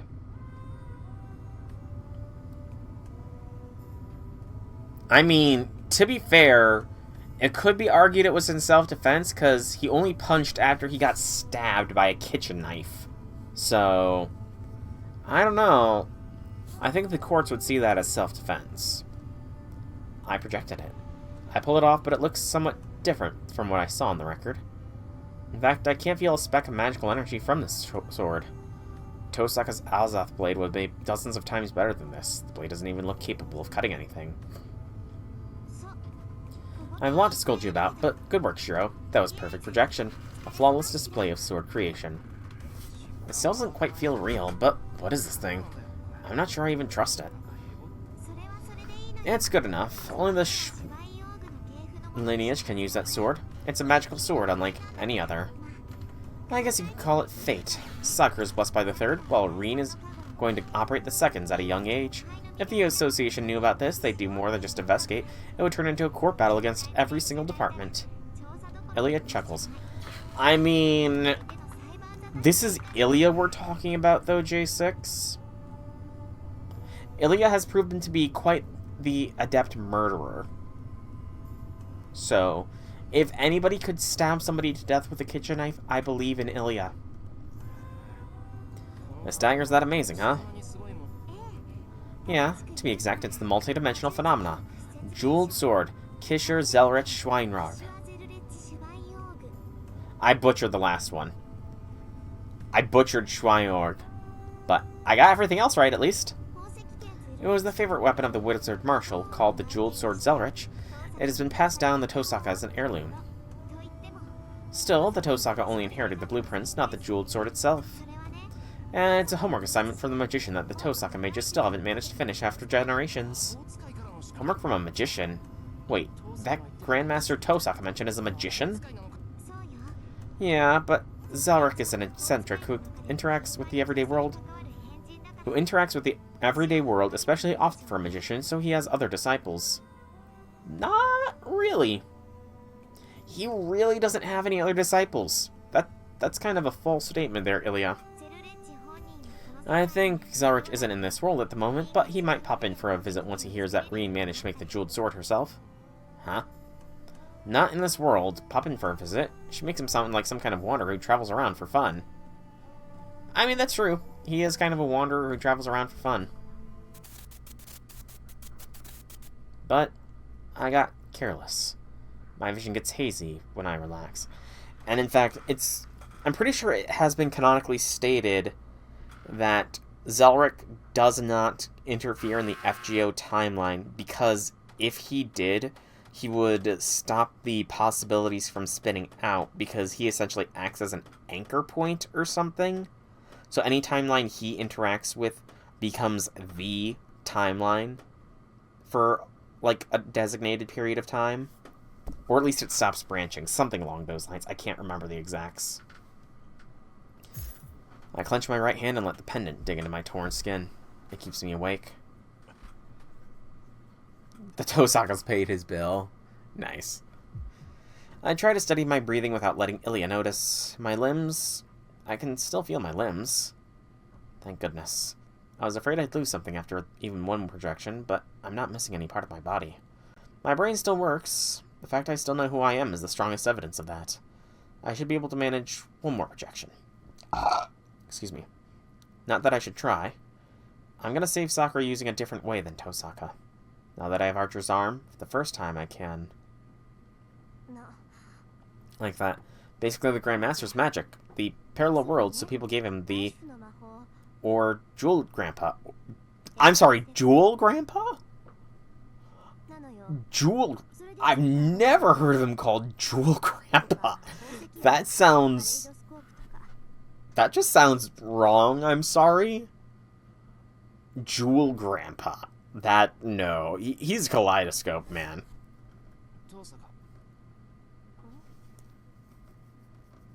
I can't make out what she's saying. It's not that I can't hear her, but she's saying words I don't understand. She's using strange words and holding something scary in her left hand. She's holding a sword I've never seen. Never seen? That can't be right. I just projected that, I think, and my left hand is empty, which means I must have given it to her. Are you sure the projection... I feel a terrible chill. My memory is going away. I can't remember. My understanding doesn't match the details. I clench my right hand hard. Blood drips, but I finally managed to focus my eyes. Tosaka. I stand up. My limbs feel light compared to my disconnected head. They're so light that I suspect my insides are empty. Don't give me that. Ilya and I are going to try something, so settle down and... Wait, what's happened to your hand? Yeah, I suppose, but it's still weird just thinking of him as a jeweled grandpa. That's weird. I'm sorry. Tosaka rushes over to me. She moves shockingly slowly. Why are you holding this? I disconnected my mind and realized she's holding my bloody right hand. She looks astonished. She's looking at the pendant in my hand. I don't know why she's so surprised. I'm holding this because... Shiro, why do you have this and why are you gripping it so hard? Are you crazy? You know... I don't think that would really affect him, because again, Shiro doesn't really have a lot going on up here. So, I don't think King Hassan would go for the head for Shiro. Even though it's his modus operandi, I feel like he would not go for the head, he would go for the heart. Why do you have this and why are you gripping it so hard? Are you crazy? Why, it's just a lucky charm. This is, I found it. Where? It's something that's so easy and hard to forget, but I can't recall no matter how hard I try. Yet someone who isn't me, my left arm, it knows it better than I do. It's precious to me. I need to keep it close till the very end. Words that aren't mine spill from my lips. I have that pendant too. Huh? She takes a pendant out of her pocket. It's exactly the same. To a jewel user like Tosaka, this is probably an everyday sight. But she's so pretty, I bet an accessory like this would really liven her up. They're exactly alike. I nod. No, they're not. Mine's empty, but yours still has a little left in it. It isn't enough use for anything, but it has meaning because it was used. Huh? Keep it. It might come in handy. She puts the pendant away and then takes Ilya's hand and starts walking. Hey Tosaka, where are you going? I need to speak with Ilya. I'll give you an hour to rest, so stay in your room. Also, get some first aid on that right hand or I'll get really mad. Her bad temper is nearly murderous. She goes off with Ilya, who also doesn't say a word. Alright, thank God for small mercies. Unless one of them is the exact same jewel from the future. Then they can be identical. I need to figure out exactly what's wrong with me or I won't be able to act. I'm still conscious. As long as I don't space out, I can be aware of my situation like I have been so far. Wait, what am I doing here again? I wonder why I'm in the shed. Sakura's warning. Sakura told us to run. Tosaka said she'd rather fight. And then... oh yeah, we have to go to a cavern underneath Ryoto Temple. So what am I doing on the floor of the shed when we're going to Ryoto Temple? I have like 12, Janice. That probably doesn't make you feel better, but you probably have more servants than I do, so... I've fallen on the ground. When I came to, I was sprawled out in the shed. My right arm throbs in pain. Thanks to that, I'm fully awake. Damn it. Get it together, dumbass. I stand up and check the feeling in my arms and legs. I don't feel so good. I'm losing something at alarming speed. It isn't critical. I should be able to fight like I have so far up until morning at least. You look awful. Do you recognize me, Shiro? I'm no whale. I did the math. I'm a dolphin at best. I gasp and whirl around, deep within the shed where the moonlight doesn't reach. A black-clothed servant stands in the dark. Have you been here this whole... There's another version of K-Scope? I didn't realize. Yes, I've been monitoring you. My orders are to protect Shiro Emiya, but Sakura is my master. If you threaten her, I cannot protect you. That's why I didn't help you in the forest. It's your own doing that you were chased by Berserker. Writer coolly explains. She's very businesslike. Seems that she was waiting for me to be alone. Oh, so you're here now. To kill you. You are Sakura's enemies. I cannot let you go to her. Writer is holding her stake-shaped daggers. She inches closer, her murderous intent clear. Writer serious. I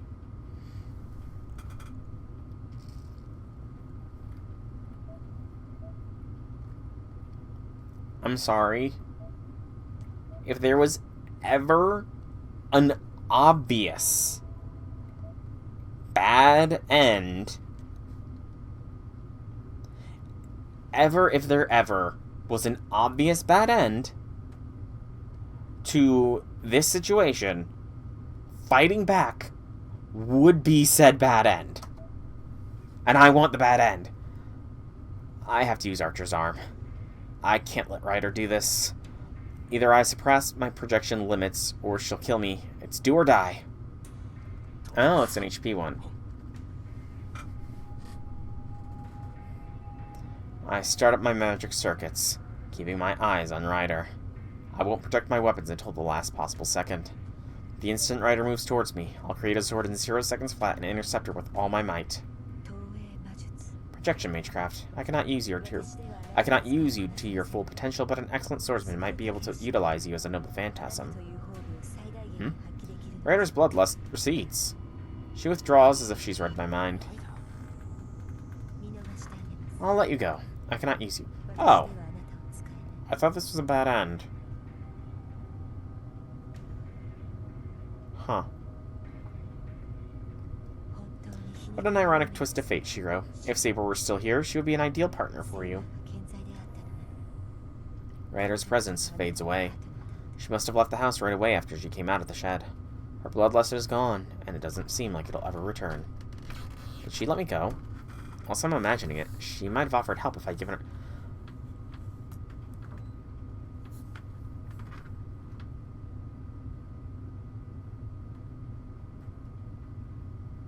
This is a long-form bad end, I feel. I think this is a, long-term bad end. Something tells me that this might be the case. You know.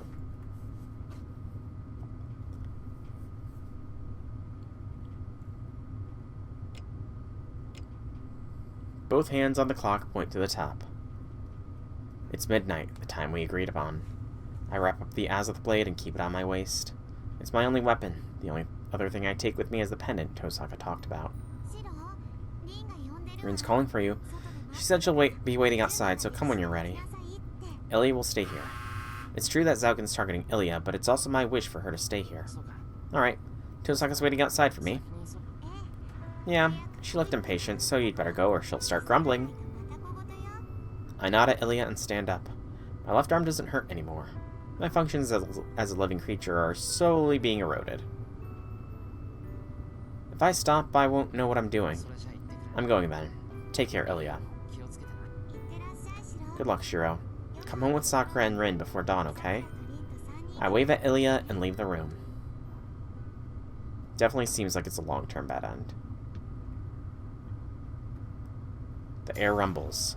The pressure of it is high enough to crush the spirit of any who enter. Is the wind blowing up in the sky? I crane my neck to listen and hear a howling wind. I know this air. It's the same as 10 years ago. You don't need to be a mage to sense the ominous feelings of countless curses suffusing the air.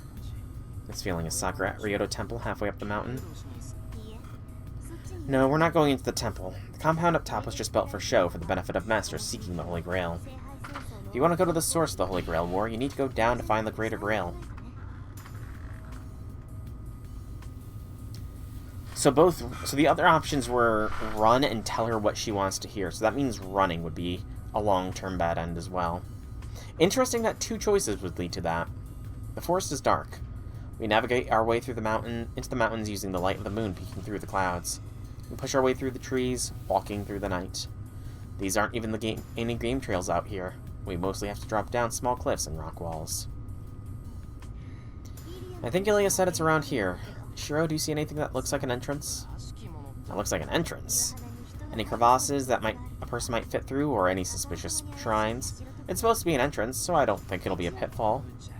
Don't be ridiculous. You think I can see in the forest at night just because the stars are out? I can see pretty well, actually. There are withered trees all around us. Maybe we're behind Ryoto Temple now. Of course, there are no man-made buildings in sight. All I see are the dead trees and the bubbling brook. Stream. Wait. It means the water must be coming from somewhere. Stop. Well then, I'm gonna take a look at something. I squint, following the sounds of water. The stream isn't flowing from up the mountain, but from a patch of earth covered in rocks. It's dark and I can't see it well, but the rocks are big. A pile of rocks feels like a natural gate, and I think the water is coming from in there. Looks like a cave. It might be a dead end, but maybe. What, you find something? Yeah, I'm gonna check it out. Over here, Tosaka. Watch your step. The slope is pretty steep. We ascend the stream. It turns out to be only a spring rather than a river. It's flowing from several piles of rocks, and we finally come across an opening that one person can fit through. The rocks remind me of igloos. When I go inside, I nearly run into a big stone, and it doesn't look big enough to fit a person. There's a horizontal opening, but this is a dead end. The water looks like it's coming out of the rocks. 150, damn. No, this is the right place. Try touching the rock furthest in the back. You'll be able to slip through easily. I do what she says and place my hand on the dark stone. My palm sinks through the surface and feels empty air instead of cold stone. Wow, is this some kind of illusion? Really? An illusory wall? Wow, I can't believe they stole that from Demon Souls. A bounded field, probably. Let's keep going. Tosaka presses further into the gloom without turning back. This is the point of no return. We're in enemy territory now. I quietly take a deep breath and follow Tosaka.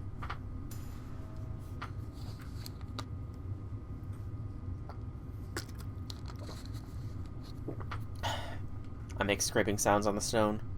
I feel my way forward with my hands on the wet ground. The ground begins to slope dramatically. It's tight and claustrophobic in the darkness. I'll tumble down in the infinite darkness unless I slowly go down on my back. In the dark, I make a slow descent, sprawled on the angled rock. The way ahead is dark, and I can't tell how far down this goes. I can only hear my breathing. Let me ask you this while I can. Then, Tosaka suddenly talks to me from ahead. What is it? The jeweled sword. How did you make it? I mean, Shiro probably can't see them because he's dumb. You know? Sadly. Shiro probably just can't see them because he's too dumb. He doesn't have enough eyes on the inside of his head. Her tone is bored, like she's making small talk to kill time because she's tired of climbing down. How? Why are you asking? Because I said I was going to kill Sakura. Are you okay with giving me a weapon to do it? I nod in the dark. Tosaka's right, of course. I'm not okay with it, but I can't save Sakura without you, and we have a better chance together than alone. Plus, I promised you that I'd project the sword. I broke one promise to you. I don't want to break another. I mean, who knows? Maybe it'll happen still. Yeah, I know. The dryer can scream. It's just because it's done doing its job and it wants to not, have stuff in it. It was quite a while ago. After I lost Saber, I asked Tosaka for help. She helped me and I made her a promise. I would make her win. I promised to make her the victor of the Holy Grail War. I can't keep that promise anymore. So I want to at least keep my other promise. At that time, for Rin Tosaka, the girl I liked at the time, who believed in me when I had nothing left. Excuse me. Okay, you're a stickler for those things, huh? Yeah, not as much as you are, though. The darkness goes still again. Our conversation ends there. We don't look at each other. We just stoically descend into the infernal depths. Our long path seems to take us through to the underworld itself. It's a winding path, and my body feels like it's walked more than 100 meters. We turn to find ourselves facing a dark cavern. The one-man-wide path becomes an even deeper passage. We don't need any illumination. Some sort of luminescent moss suffuses the cave with a green glow. I'd say this is more of a blue glow. The passage teems with life energy. It feels so raw. It's an air of birthing filled with vitality that seems to celebrate life. Abundant ode and flowing mana as far as the eye can see. It's so raw that it makes me nauseous. The warmth of radiant life is so filthy I want to turn away from it. I have nothing to say. This is the land of death. Talking to Tosaka would lower my guard enough to get me killed. Let's go. From here on, prioritize your own life. Tosaka goes deeper down the passageway towards the source of the dark air. I see something red on the ground. These are unmistakably bloodstains. The blood spatter continues into the cave. Did something get here before us? Were they wounded so badly they bled everywhere they walked? Sorry, I'll be right there. I shake off the premonitions and keep walking. I can't afford to worry about anyone else now. The bloodstains mean someone died there, Shiro. You gotta touch the bloodstains to see the person and how they died. If I lose focus, my mind will shut off. Worrying about extra things could erase me entirely.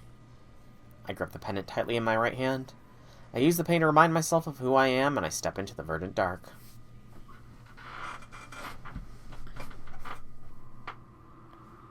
Still going. A tepid breeze caresses my cheeks. We come to the end of the passageway, which opens into a large cavern. It's as wide as the school grounds. I can't see the ceiling in the murk, but it could be as high as 10 meters. There are no signs of life. The forgotten underground wasteland reminds me of the pictures of the moon surface I saw in books long ago. Yeah, that too, J6, that too. There stands Saber, waiting for us. She's the only one in the cave. I don't see Sakura, Zauken, or Assassin. Only the darkened swordsman blocks her path. She wouldn't have anything to say to me. Of course not. Saber's only job is to eliminate intruders. She's the gatekeeper and executioner here. She's the strongest servant protecting Sakura, and she could take us both alone. Doesn't look like we'll be able to talk our way through. Tosaka arms herself with the jeweled sword she kept behind her waist, keeping her stance low. She intends to attack from the front. I don't know what powers that sword has, but she seems to think it'll work in a clash against Saber. But it won't go well. I know Saber, so there are ways to deal with her. We shouldn't reveal our only secret weapon while Zauken and Assassin could still be waiting. Wait, Saber is... I have no reason to fight you. Take care not to point that sword at me. I would be violating Sakura's orders if I killed you here now. Saber's quiet voice is the same as ever. It stops Rin in her tracks. Tosaka and I both know what that means. What do you mean? Aren't you the gatekeeper here, Sakura? Yes, I will eliminate any who attempt to pass. That was Sakura's orders, but... I'm an exception. She wants to see me. Saber nods wordlessly. Okay, Sakura's serious then. She murmurs briefly. After a big sigh, she walks towards Saber. Sorry, that's how it is, so I'm going on ahead.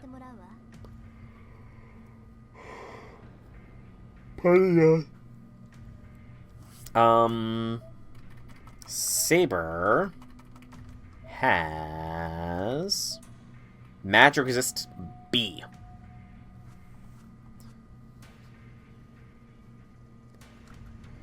Just before she blends into the dark. I don't know what will happen to you, but I trust you. Make sure you live up to that. Huh? Hold on. I'm not sure what I'm supposed to do with that vague statement. Not that my brain is working very well right now. I'm saying that I don't want you to complain when you show up after everything's over. If you want to save Sakura, then don't take too long. Tosaka's long hair whips through the air and she disappears into the depths of the cave without looking back. Thanks, Tosaka. That boosted my spirits. In other words, telling me to come before she settles the score with Sakura was her roundabout way of cheering me on. That is impossible. You will die here, Shiro. Saber's bloodlust swells. Tosaka's gone, leaving only me. I suppose that in this situation, Saber doesn't need to hide her hostility anymore. Thought you said you'd only attack people who try to get past you. I haven't moved a single step. It is only a matter of time. You're not going to leave. Saber's right. There's no retreat. I'm gonna keep going even if I have to fight Saber. Yeah, you know me well. I never listened and always made trouble for you. You still remember how stupid I was. I moved my dry tongue. I'm nearly scared witless. When we sparred in the dojo, Saber used less than a tenth of her strength against me, and I never managed to land a single blow. In other words, there is no way I can win. The instant we cross swords, my head will fly. So I need to find any vulnerabilities I can. If there isn't one, I'll make one. I might be able to use small talk or sentiment to at least distract her a little bit. This battle isn't a contest of sword skills at all. First, I need to do everything within my power to find a way to win. You talk too much, Shiro. Do you want me to kill you sooner? Damn, Saber, that's scary. But you're keeping yourself in check pretty well. You say you'll kill me, so why haven't you? Because I decided so. I will give you time to approach me. But it will end there. I will not let you go to Sakura. I don't need to move. You will run out of patience and attack me. Yeah. Hamburger would have made this situation all the easier. If we had brought a hamburger, we would have been fine. Or if we brought a goth French girl, you know, those two would then start verbally sparring, you know. We just need a Jalter here. And then, you know, those two will just spar with each other. And then if the fandom has told me anything, they'll start making out shortly afterwards because they're toxic Yuri, I guess. Well, that was an utter failure. Saber doesn't have any weaknesses to exploit. She's waiting for me to approach, and she isn't going to move from her position. I know, but if we were in this situation... Crap, do I have to challenge her head-on? I force air out of my lungs. I only have one way left. Archer's arm. You know what? Or, we just need to bring an adorable doggo. An adorable doggo would also work. You know. Seba does have a soft spot for adorable doggos. Archer's arm. All I can do is use projection to defeat Saber like I did with Berserker. Of course, I've already concluded that this won't be enough to beat her. I blank my mind. I sever legs. Sensation. Only my thoughts to protect myself. This headwind.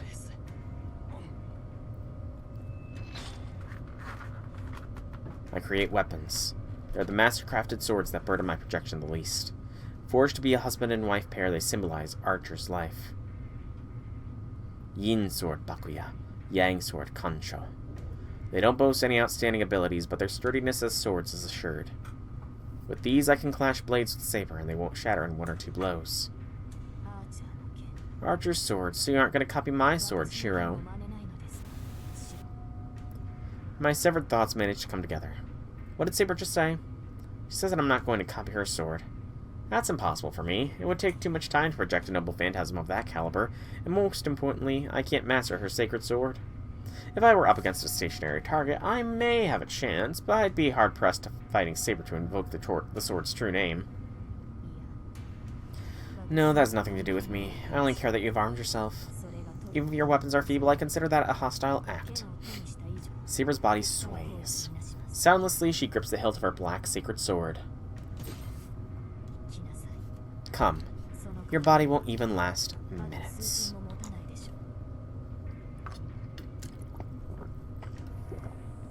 Saber, it was enough to satisfy you in an alternate timeline. I'm going there. On the verge of collapse, I'm invited to a duel.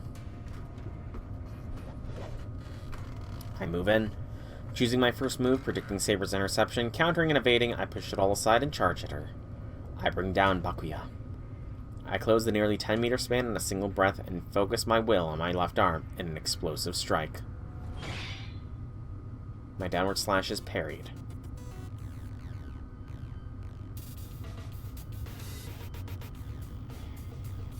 I pay it no mind, cleaving the target with Kansho. That doesn't work either. Saber's sword completely turns my dual blades and thrusts at my throat before I can even see it. What is she surprised at?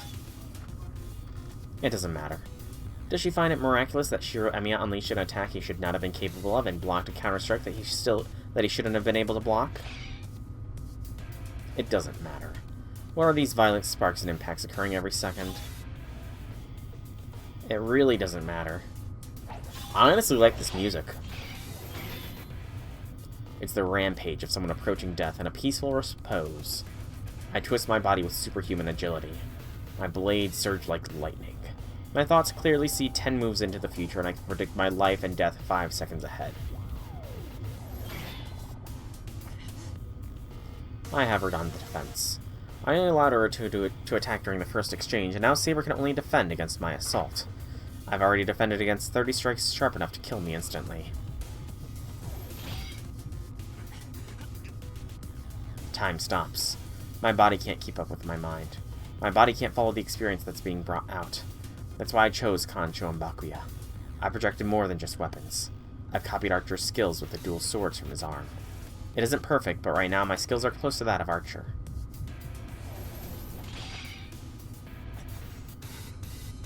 That's why I can hold on. Each blow, each withdrawal, erodes my eyesight, but I can take this much. My mind and body are shaved away, leaving my existence smaller and smaller. My body screams in response to each of Saber's attacks, and I'm approaching my death 30 moves from now. But I don't feel fear. All I feel is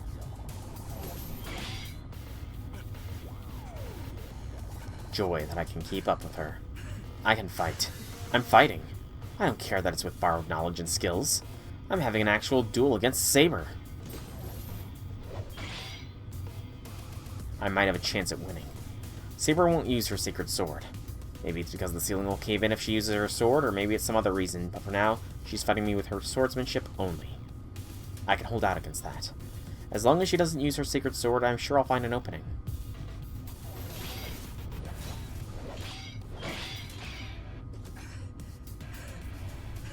I increase my speed. I shift the gear to high and slam on the accelerator. The holy shroud around my wrist is irritating. I feel bitter that I can only project one more time. Yeah, Shiro is like...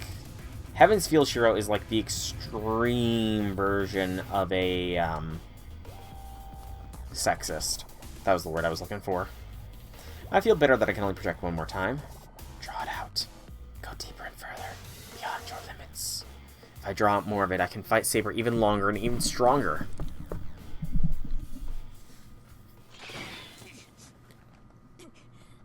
I pull back. Saber's attack hurls me backward, and I have to plant my feet behind me to regain my footing. My shoulders heave up and down as I catch my breath. My muscles are on fire. The heat in my body seems to vent from all my pores. Excuse me. Gripping Kancho and Bakuya, I watch Saber. We're now 10 meters apart. Even Saber would need a couple steps to close the distance. I have a little time to collect myself from here. I finally steady my breath. I look down at my body once. It doesn't matter. I don't care what wounds I take as long as they don't kill me instantly. It would be a problem if my mobility dropped, but thankfully I don't feel any pain. I should be able to take 5 more of Saber's attacks. I can't predict the fight beyond that. In the next 5 moves, I'll need to find an opening and exploit it with all my might. Not possible. You won't be able to hurt me using that method, much less defeat me. And yet, Saber cuts through my thoughts with a sentence. Why not? I can fight you. You would still howl that with that body? No, you attempt such reckless ploys because of that very body. You may not bleed, and your innards may be made of swords, but your body's at its limits. If you continue this, my next strike will destroy you, swords and all. I know that. I know that. But there's no other way. I have only one projection left. I have to use the last sword allowed me to defeat Saber. I won't know until I try. I'm going to come at you even harder now. If I can surpass you in the next 5 moves. Why do you reserve your strength? Her words contain a profound message. They show a concern for me that renders my warped, ruined thoughts crystal clear. What am I holding my strength back for? She's right. I'm gonna die unless I defeat Saber. But I still haven't used my trump card. I was saving one last projection, to save Sakura. And yet, it won't mean anything if I can't even reach her. That's... I'll lose my ability to save Sakura in exchange for defeating Saber. I can't do that. It'll all be for nothing if I die here, but it'll also be pointless if I can't project anything once I reach Sakura. Once I slay you, I will return to Sakura's side. Do you understand what I'm saying? Rin will have to face both of us. That's impossible. Even Tosaka can't take on Saber and Sakura at the same time. But Sakura's alone. Tosaka will definitely... Exactly. She will assuredly save Sakura if I'm not there. There's meaning to this fight. By not fleeing, I keep Saber tied up here. Sakura has to face Tosaka without her strongest protector. But it's only temporary. Sakura could call Saber back at any moment. She'll probably do it if Tosaka backs her into a corner. Once that happens, Tosaka will fail. Which means that what I need to do now is make absolutely sure that Saber can't rejoin Sakura. Did you? Is that all you take me for, Shiro? My heart stops. No, it's been stopped for several seconds. My body's already falling apart. My fate was sealed as soon as I removed the Holy Shroud in the Einsburg Forest. My senseless body and mind, and this mind that it's no longer mine, don't fear death. I don't even know what fear is anymore. I've survived this far in order to save Sakura. I don't care how it happens as long as it happens. Guess I'm not dying for nothing after all. I've made up my mind. Unless I defeat Saber, Tosaka will have to face Zouken, Saber, and Sakura. It's worth taking one of them out. I may not live to see it, but if this helps Tosaka, then it'll save Sakura in the end. I close my eyes and begin my third projection. I can only read the twin swords. I still haven't fully grasped their potential. From Archer's Eye, I drew out Kancho Bakuya's properties and his skills with them. As soon as I connect my consciousness to the arm, the remaining 40% of my mind drops to 20. I forget my name. I forget what so many things are called. My name goes with them. Deeper. Search. Search. Search. It has to be there. There has to be some method, some technique he's mastered that I haven't thought of. These were his favorite weapons. There's no way he hasn't come up with a new way to absolutely kill his enemies with them after taking them into so many battles. Triple crane wings! 10% left. I leave myself behind and pour water from the id of experience. 2 arcs. Attraction between yin and yang. Serial projection. Maintain swordsmanship fundamentals. Namely, crane wings, ever intact. Climb Taishan with spirit and skill. Cross the Yellow River with spirit and skill. Dedicate a name to heaven. Let 2 great men share a life. I reach it. I reach the true meaning of Kancho and Bakuya and Archer's ultimate technique using them. I'm about to push myself to the very limits. I have 3 moves left. No more. The enemy shifts slightly as if sensing my resolve. Who was that again? Everyone's names have been shattered, but I still remember my enemies. There's no time to recall it now. Well, I can still move my body. Crane wings, ever intact. I must overcome my enemy with this offense and defense.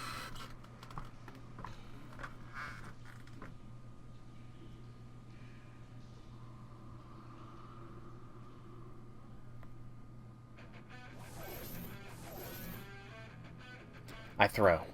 I put as much magical energy as I can into simultaneous throws to the left and right. I target the enemy's neck. The blades draw 2 arcs through the air, intersecting above the enemy. Crane wings form a beautiful cross. Even the greatest swordsman can't escape being flanked on both sides by steel shattering noble phantasms. But the enemy casually blocks them. She intercepts Kancho and Bakuya's arcs with ease. The first assault is repelled. My dual swords were thrown so they would come back to me even if blocked. Thrown by the enemy, they now fly back at her. I'm unarmed now. I close in on the enemy, having thrown my only weapons. I bodily charge her. The spell freeze. Same weapons. Twin swords receive the enemy's sword. My projection is already done. I create another Kancho Bakuya pair that I prepared in advance. Futile. The noble phantasm cannot reach me. She readies a lethal blow, but just before she can attack. Climb Taishan with spirit and skill.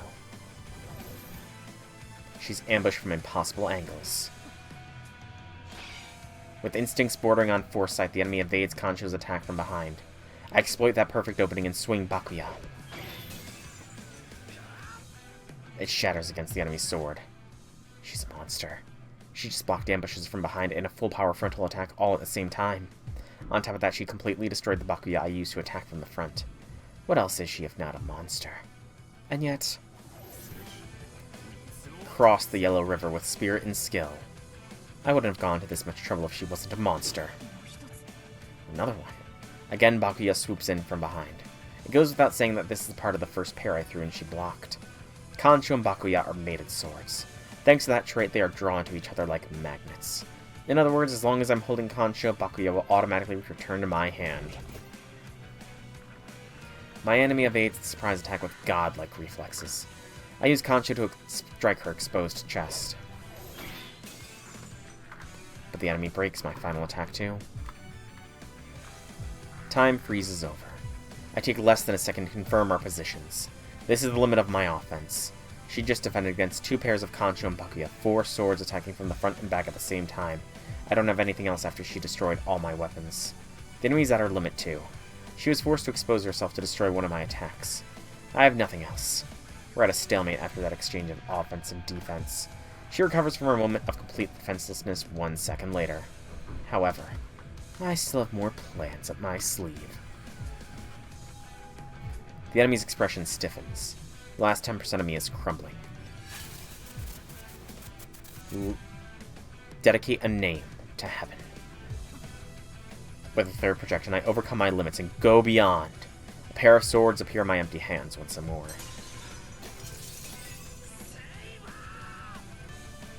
Congrats, J6. Neither of us will embrace heaven. Let 2 great men share a life.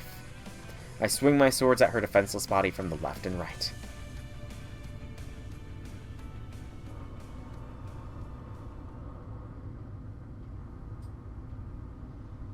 I remembered. At the very end, I remembered her name. But it's too bad. I don't know if I should be proud that I remember or regret it. In any case, I defeated the enemy. The last strike felt perfect. Now, I can rest. My heart is moving. I'm sure I'll be able to stand once I close my eyes and wake up again. Just a little longer. I sink into slumber.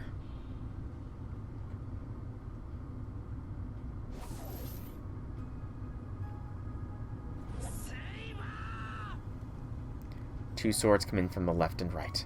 She foresaw the attack, but she can't defend against it. Her body can't keep up with her mind.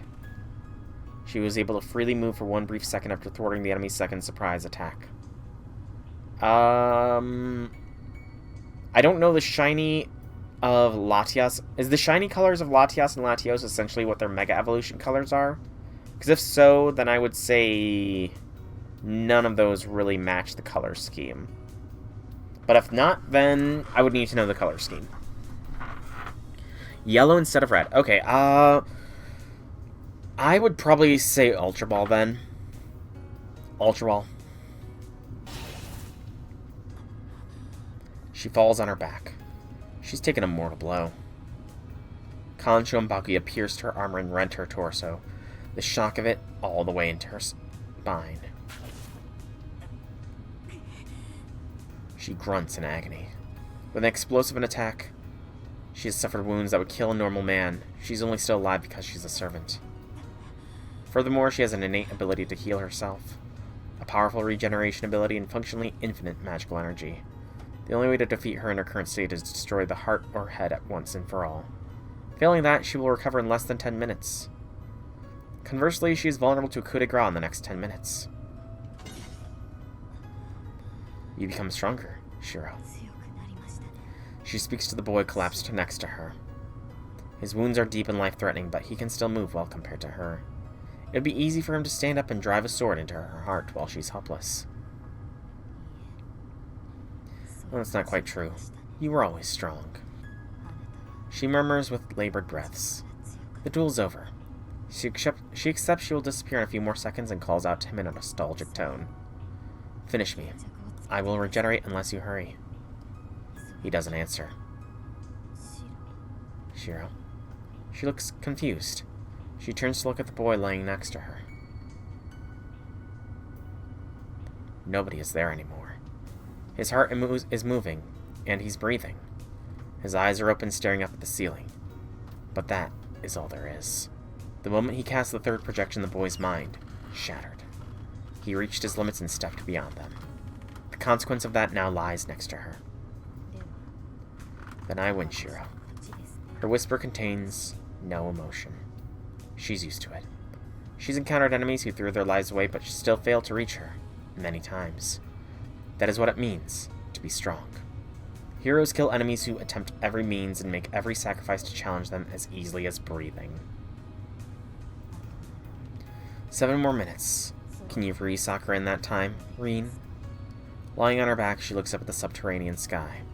No tears flow. The heroic spirit of the sword quietly waits for this war to end. She feels a distinct vibration in the distance. She doesn't care which way the scales will tip. The only emotion she might still have now is a hint of pity. Reen Tosaka and Sakura Mato.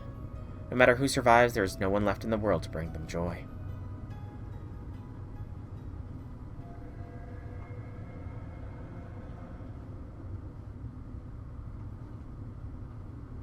That was just... okay. That wasn't a bad end. Or a dead end. That was just... end. Huh. Okay, I mean, it's interesting. While it does cost Shiro his life and Sakura her life, it's very much implied that, you know, Ryder wasn't really needed to beat Saber. To put her down permanently, yes, but otherwise. And here's another ending. Well fought, youngin'. Master, why aren't you mad at him for being a coward like always? Because this conclusion is, in its own way, a peaceful death. You could say that this is Saber's ending in Heaven's Feel. Oh, this is the Saber ending in Heaven's Feel. Got it. Well, Shiro did beat Saber one-on-one, so he's got something out of it. Yep. Still, we're gonna train like we always do. Disciple number 1, tell us why we got this ending. Easy, because he fought Saber one-on-one. So, exactly. They've told you over and over to save your trump card for the final battle, so why aren't you bringing your best to this fight? What's the trump card then, Master? Friends/enemies. Frenemies? Sounds like an oxymoron. Cut out the half-assed jokes. In a word, what you need here is a partner. There should be a servant willing to help you out. Find a way to convince her to help you in the final battle. Yes, ma'am, but she always runs away, you know. Think back to your earlier conversations with her. If you give her the answer she wants, she'll be your friend. That's all for this dojo. Just a little more until you reach the denouement of the battle. Witness the grand finale of Fate Stay Night with your own eyes. Bye-bye. See you sometime somewhere in another Tiger Dojo. Okay. So both of these are probably the same bad end. I imagine running out of the shed might be a little different, but we're just gonna tell her the answer she wanted to hear. Not an hour. No, not an hour. I knew the question was coming eventually. What was it again? Remember. It was... alright. Oh. Wow, immediately another choice. Ah.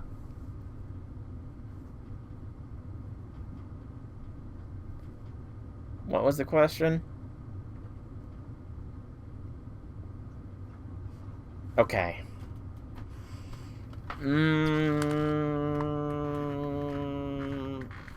I feel like... so if we pick wrong, we're probably going to be giving the same bad end.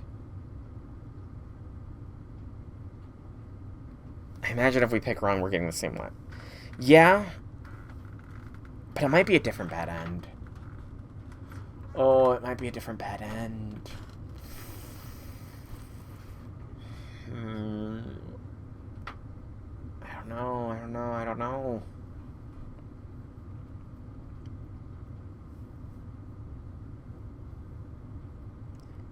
I didn't forget everything that literally just happened. I'm trying to remember if there was, like, a bad end thing. Plus, yes, we need to know exactly what to say to get Medusa on our side, but I don't think that this literally just happened that Medusa asked us this question. I know, like, thinking on it is, will you be at Sakura's side until the end? And this was asked...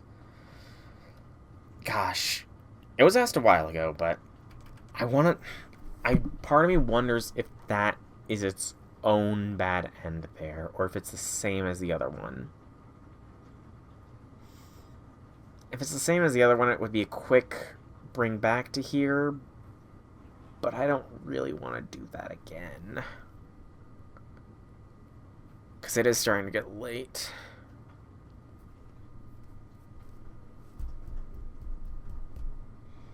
I know. Can you fight till the end? If I recall correctly, I think she asked me whether I'd keep fighting until the end no matter what. I'll fight until the very end. I want to save Sakura just like you want to protect her.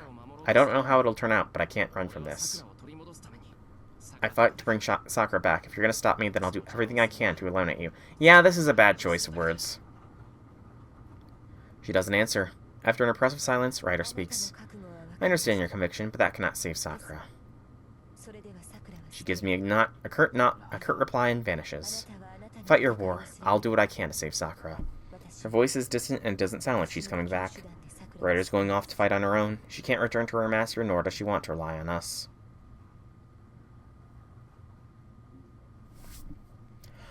Sparks High. That was the name of the... Okay. I've heard the name Sparks Linear High. So that's the name of that ending. Sparks Linear High. Okay, I heard that was one of the best bad ends in the game. And honestly, they're right. That was one of the most cinematic bad ends of the game. Sparks Linear High. Okay. So all of these options are probably going to bring to the same thing. So it's going to be Will You Be on Sakura's side to the very end. I'll choose the other options when I'm going back through and doing all the choices of Heaven's Feel. I remember, before Ryder asked me a question under the stars, she wanted to know whether I would be on Sakura's side until the very end, no matter what. I couldn't answer back then, but now I can say it with pride. Ryder, I know Sakura's important to you. Even now, you're here to stop me from leaving because it would make Sakura suffer. Yes? Are you going to go kill Sakura, despite that, Shiro? I'm not going to kill her. I'm going to save her. Ryder, I'll protect Sakura until the very end. No matter what happens, I'll always choose her. But to do that, I need your help. Tosaka and I can't save her alone. If you really care about Sakura, then please help me. Just this once. Is that your answer to the question I asked before? I nod silently. Very well. But I will not participate in a battle with no chance of victory. What do you expect me to do, Shiro? What I expect Ryder to do? There's only one thing. Out of all the servants of the war, Ryder's the only one with a noble phantasm that can resist Saber's noble phantasm, which is Sakura's most powerful trump card. I have a question for you first. Can you use your noble phantasm right now? Yes, Sakura still provides me with magical energy. Next question. Servants are classified as spiritual bodies even when you're in material form, right? If so, is it true that normal weapons can't harm a servant? I would say that normal servant would render such attacks ineffective, but it is different for the servants under Sakura's thrall. Saber is a being given flesh who cannot return to spirit form. A powerful magical implement could pierce the black armor that protects them.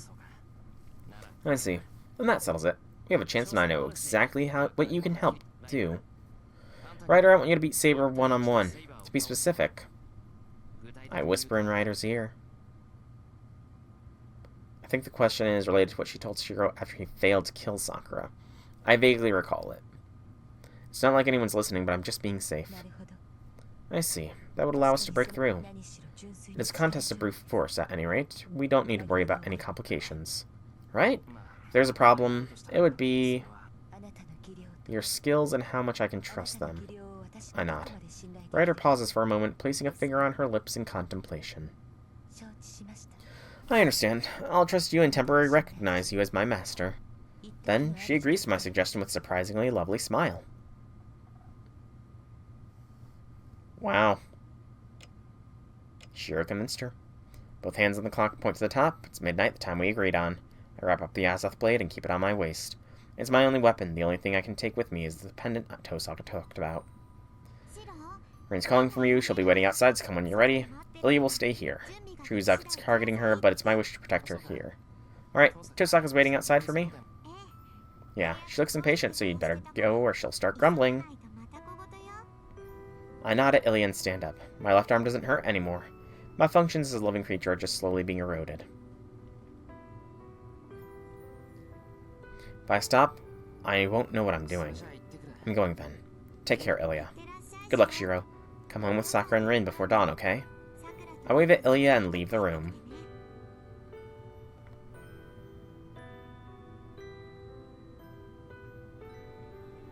The living room is silent. 10 years. So much has happened here. I've made a lot of memories.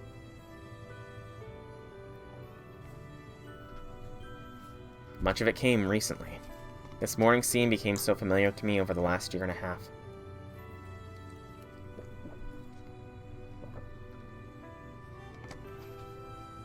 It's a long day. The shed is silent. It's Shiro Emiya's tiny workshop, a place I spent so much time in. It was like my own bedroom. This is where I followed in Kiritsugu's footsteps and threw myself into training every night.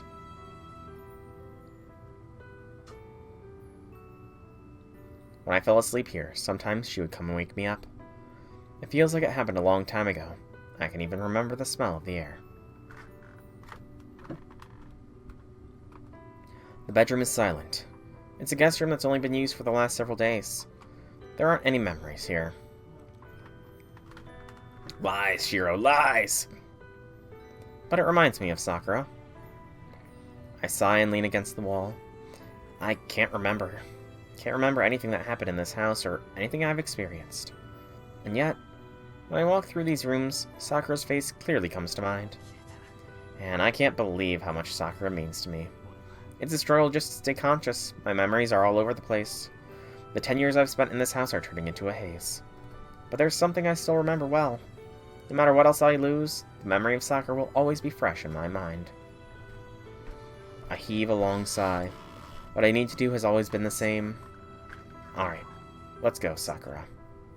I anchor my disconnected mind and leave Sakura's room. I leave nothing behind. Once we made a promise here.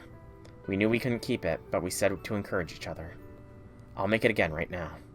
It was a small glimmer of hope that we'd go somewhere together.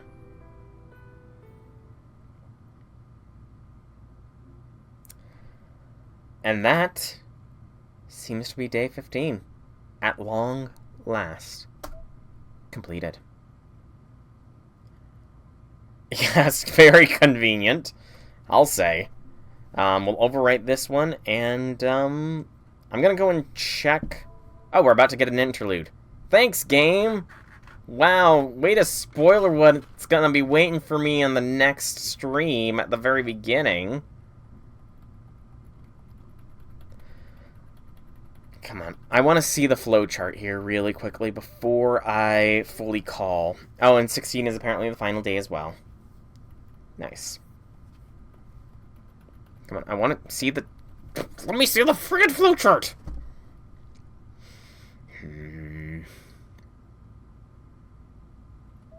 There we go. So, flowchart. Okay. So... There was literally no choices until the very end there. And from the looks of it... Yep, both of these probably lead down to this route here. So, either of these decisions, 4 choices to 1 ending. 1 true path. Nice. Okay. Sparks linear high. Again, best ending so far. Yep. No, 4 out of 6 choices led to bad end. I think. No, wait, yeah, 5 out of 6. What am I... No, 4 out of 6. Because 1, 2, 3, 4. It was 1, and then 1 leads to here. So it was a 66%... It was a 66.666 repeating chance of a bad end there. Okay. I want to go back to title now, because I want to go to the ending list. In the gallery. Not flowchart. Ending list. Okay, the tiger has not gotten any more feral, and there's just 2 endings remaining.